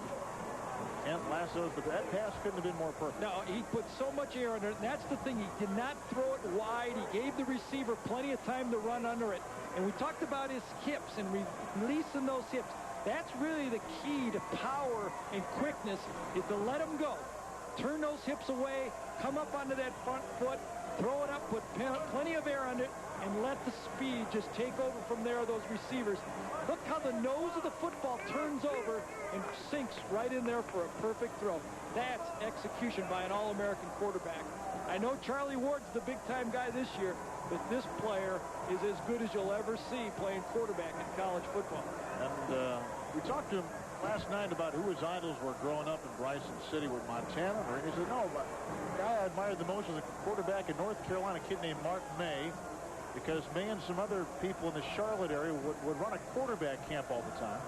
And he got to know Mark May, and they've kept up a huge relationship over the years, talking many times throughout the season. And that's nice. And that's one of the things Coach Fulmer has said about Heath. You know, everybody loves him as a quarterback. With those types of statistics he has right there, you can't help but love that type of a guy. But what Fulmer said is you like him even more when you meet him and get to know him. And that's a great tribute to a person, not just an athlete. Randy Wyatt rambling up the inside. college football today. It has been one of those days on this rivalry Saturday. I really was not surprised by the Michigan-Ohio State game. I was surprised by the margin, but Michigan has found themselves again. I figured that they would play Ohio State very tough, especially at home. That Wisconsin game now with Michigan State in 2 weeks in Tokyo, how ironic is that? The Big Ten out of the Midwest is going to be determining their Rose Bowl participant in Tokyo. You did see that West Virginia beat Miami. West Virginia it's a final score. Yes. Wow. New quarterback now for Kentucky, Jeff Speedy. And he is Speedy. Look at this. And he ran into the coach. Was that Philip Fulmer? He just collided into on the sideline. I think that was the head coach that got him a little lift right there. Coach Fulmer, he's tied up with so many wires. They're going to run the option to the short side of the field this time. You can see him tackle the fullback. Browning gets a good block by. Now watch Speedy when he goes out of bounds. Hey, coach, come on. Well, Phil Fulmer played offensive guard back in the early 70s for Tennessee, so he's had his I don't think knocks over the years. Huh? Coach is too happy with a 34-0 lead to even worry about that. Speedy with that stack eye. And he throws it on the sideline and completes. Never an incompletion when we throw it to Mike Tirico. Mike? Kevin, you mentioned the West Virginia final. Here's what sealed the fate. Jake Kelchner, who played gamely on a bum hamstring. Big pass to Jay Kearney. And that kind of set up Miami. West Virginia ran out the clock. Don Nehlen celebrates already today. Number 1, number 4, and number 5 in the bowl poll have lost. It's Miami's first ever Big East loss. Kevin? That is some kind of victory for West Virginia, who will play Boston College, who beat Notre Dame today. What a game that will be just after Thanksgiving. And here's the handoff, and it goes to Easy. I will tell you one other interesting thing about that game. The Sears National Championship football trophy made a visit to that game. Of course, that's awarded to college football's national champion, voted by the coaches. So, I mean, the story thickens minute by minute. Well, it is going to be interesting, the voting this week. You know, Florida State obviously is going to be in the mix. But when you have Nebraska and West Virginia undefeated on the board right there, and Notre Dame beat Florida State, it might hurt Florida State more than anyone in this big weekend right here. Third and a couple now for Kentucky. Speedy got the first down. He's only played in the Mississippi State game prior to this. Their backup, Antonio Farrell, is out with an injury. He normally would back up the starting quarterback, Pookie Jones. Yeah, and the option, Jeff, is a good runner of the option football. And this is what they really needed. He doesn't have the passing ability, but to make their option football go, they needed the speed for him to get outside of the line of scrimmage. But I think Tennessee's lost a little bit of edge in this game right now, looking at the scoreboard.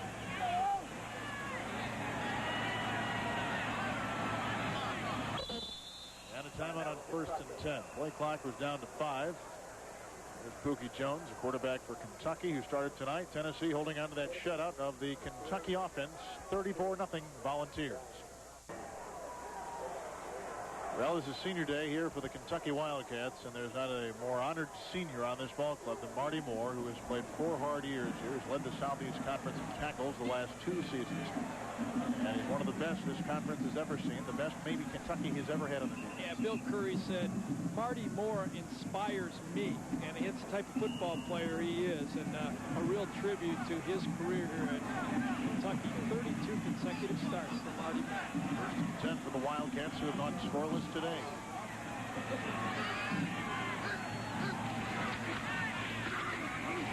Speedy keeps it himself, and he is absolutely caved in on by a host of defenders, namely Steve White, number 64.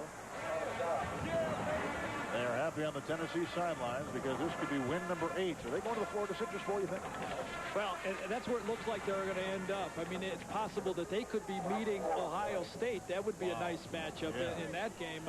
You know, the interesting thing about the SEC Conference is that Auburn and Tennessee have an argument. I mean, they might be the 2 highest-rated teams in this conference, and neither will be representing their conference because they won't make it to the playoff game. 13. End around. Flea flicker.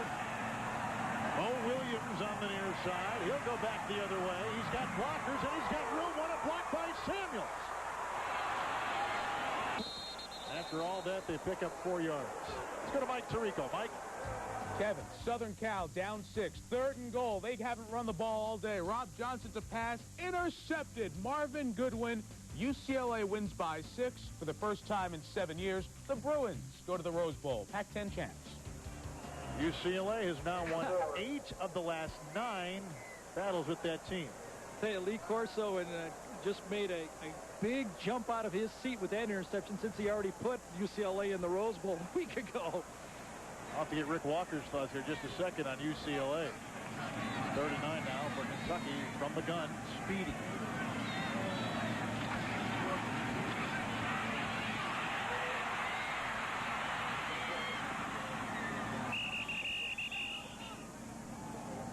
And out of bounds at about the 31. Rick, what do you have for us downstairs?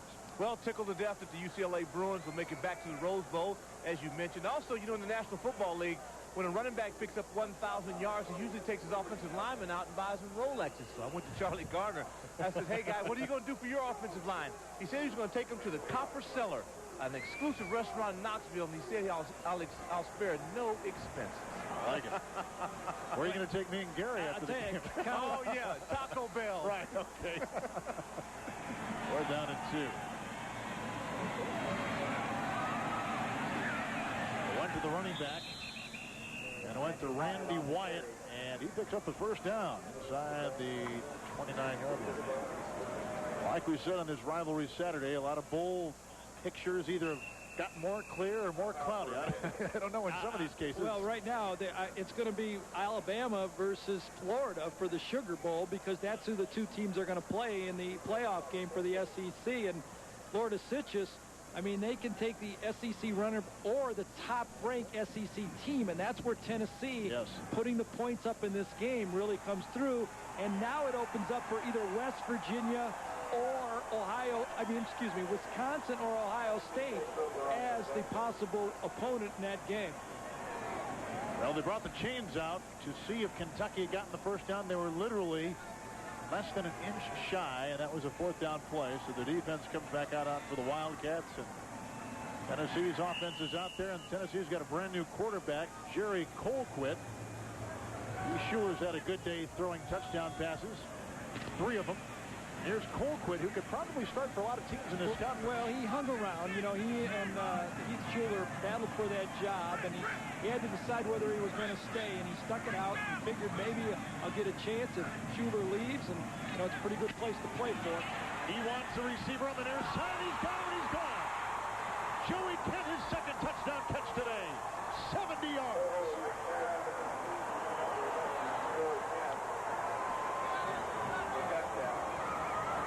Well, we talked about Colquitt.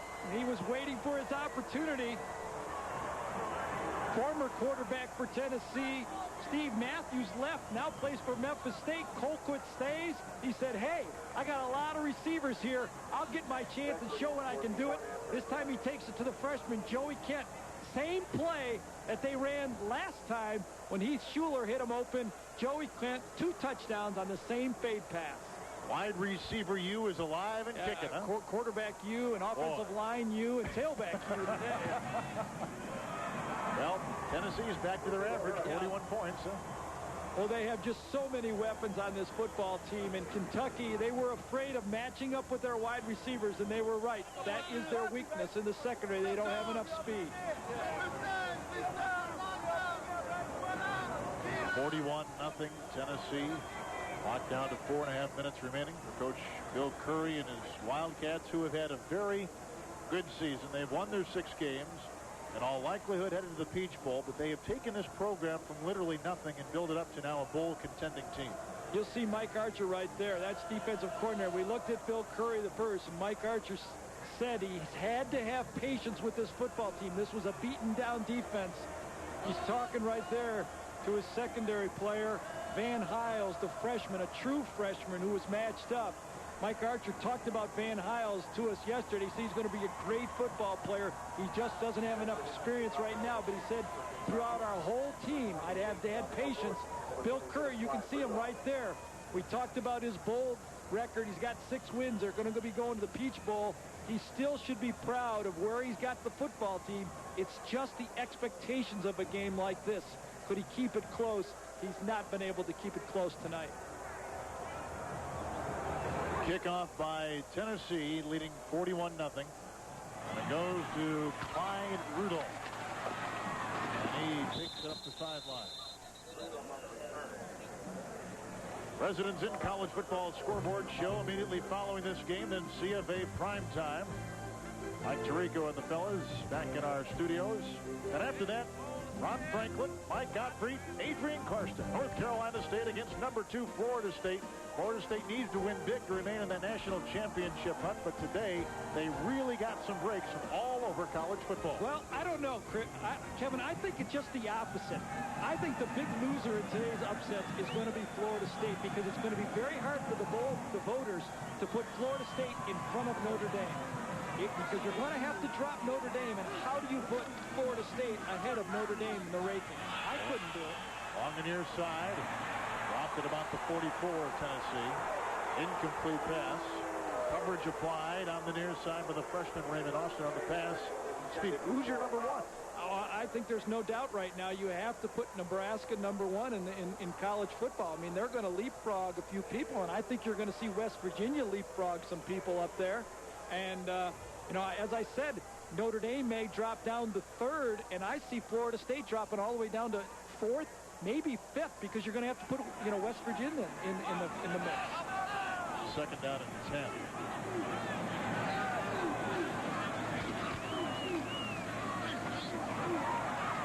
Rousey weaving his way by defenders. Have there been 2 more anonymous undefeated teams, though, than West Virginia and Nebraska?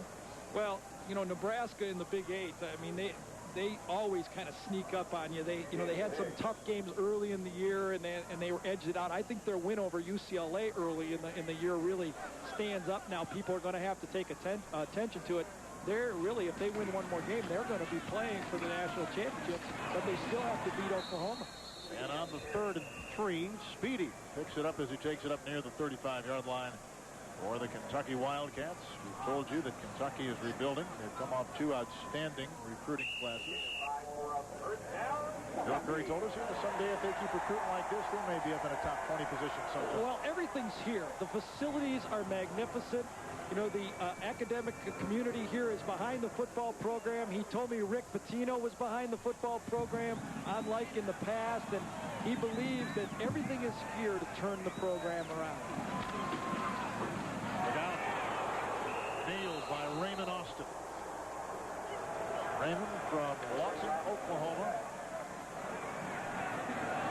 Will run track and hurdles for this Ray track team at Tennessee this coming spring. Jeff Speedy wished he would have hurdled them that time, because he didn't. He just kind of took the hurdle down that time.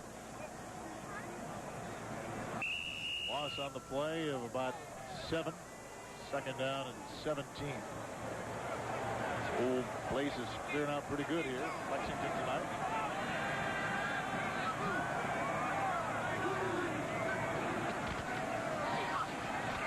Good job. Fumble on the play.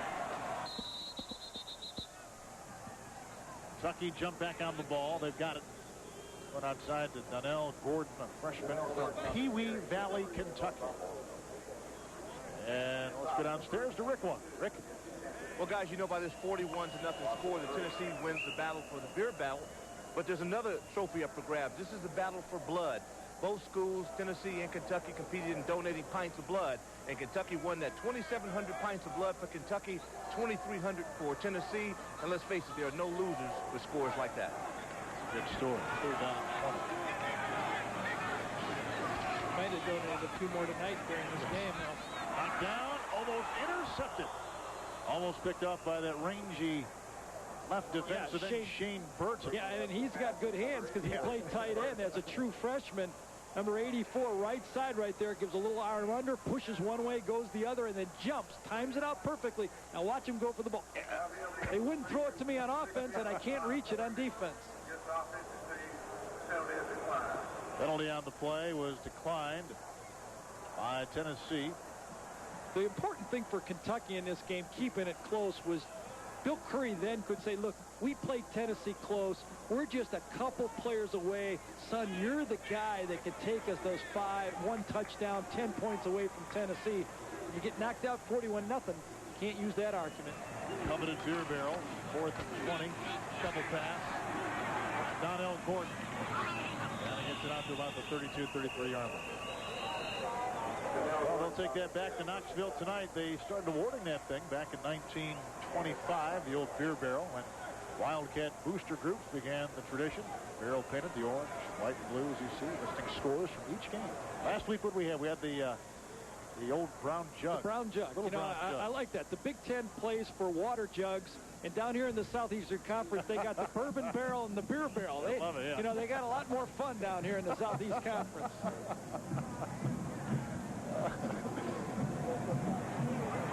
Holbert has had one pass tonight. It's been a touchdown, 70-yard. He's back in it now for more blood. 10. And off Eric Lane. He'll rattle off some big holes. Look at this. Inside the 10. Stephen Hall saves the touchdown possibility from Eric Lane. He is a freshman from Chestnut Ridge, New York. Gain of 26 yards.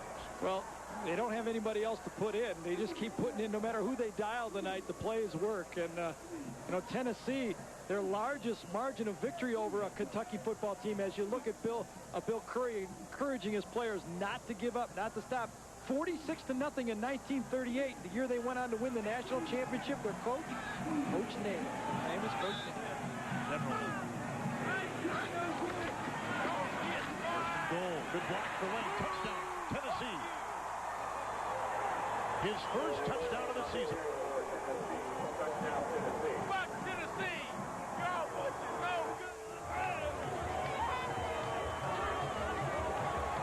I don't want anybody to think that I'm downgrading Heath Shuler, because I obviously think he is a tremendous quarterback and great potential.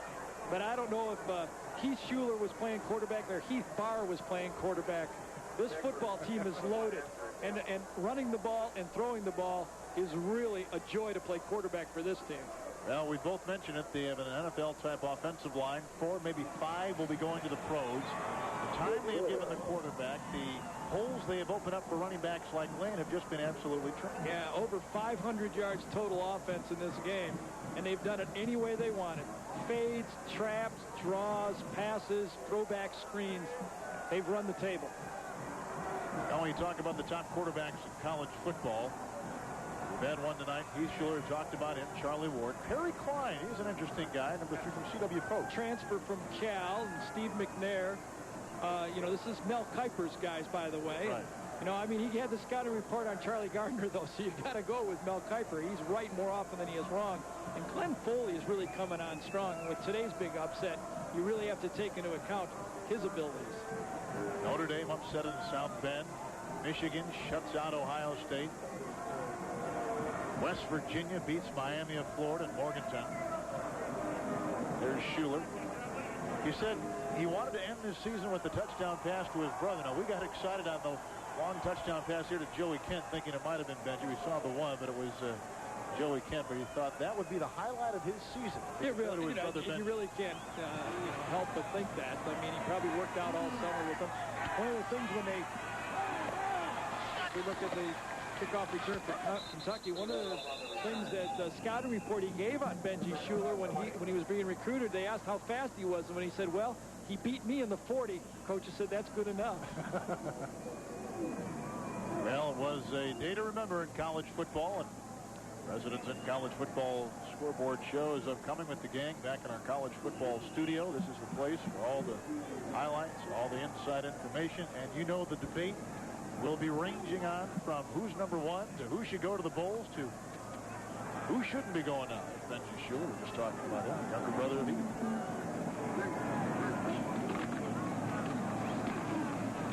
Gordon.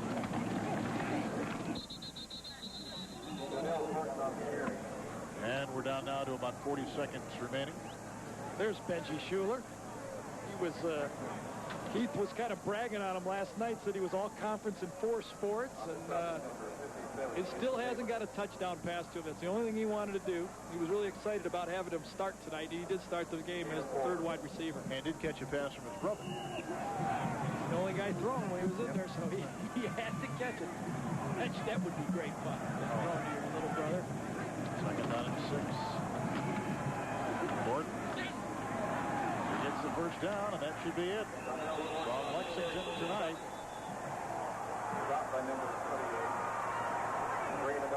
Bill Curry and his team will get ready for a New Year's Eve battle, we assume, on an offer from the Peach Bowl. We heard someone from the Peach Bowl earlier tonight with Rick Walker down in the field say that Clemson could be the other team in that battle. Philip Fulmer possibly going to the Florida Citrus Bowl. Heath Schuler. Will he stay at Tennessee or will he go pro? He says he wants to stay, but he led his Tennessee team to a very impressive 48-0 win tonight. That's our final. Tennessee 48, Kentucky 0. Stay tuned for a CFA primetime coming up.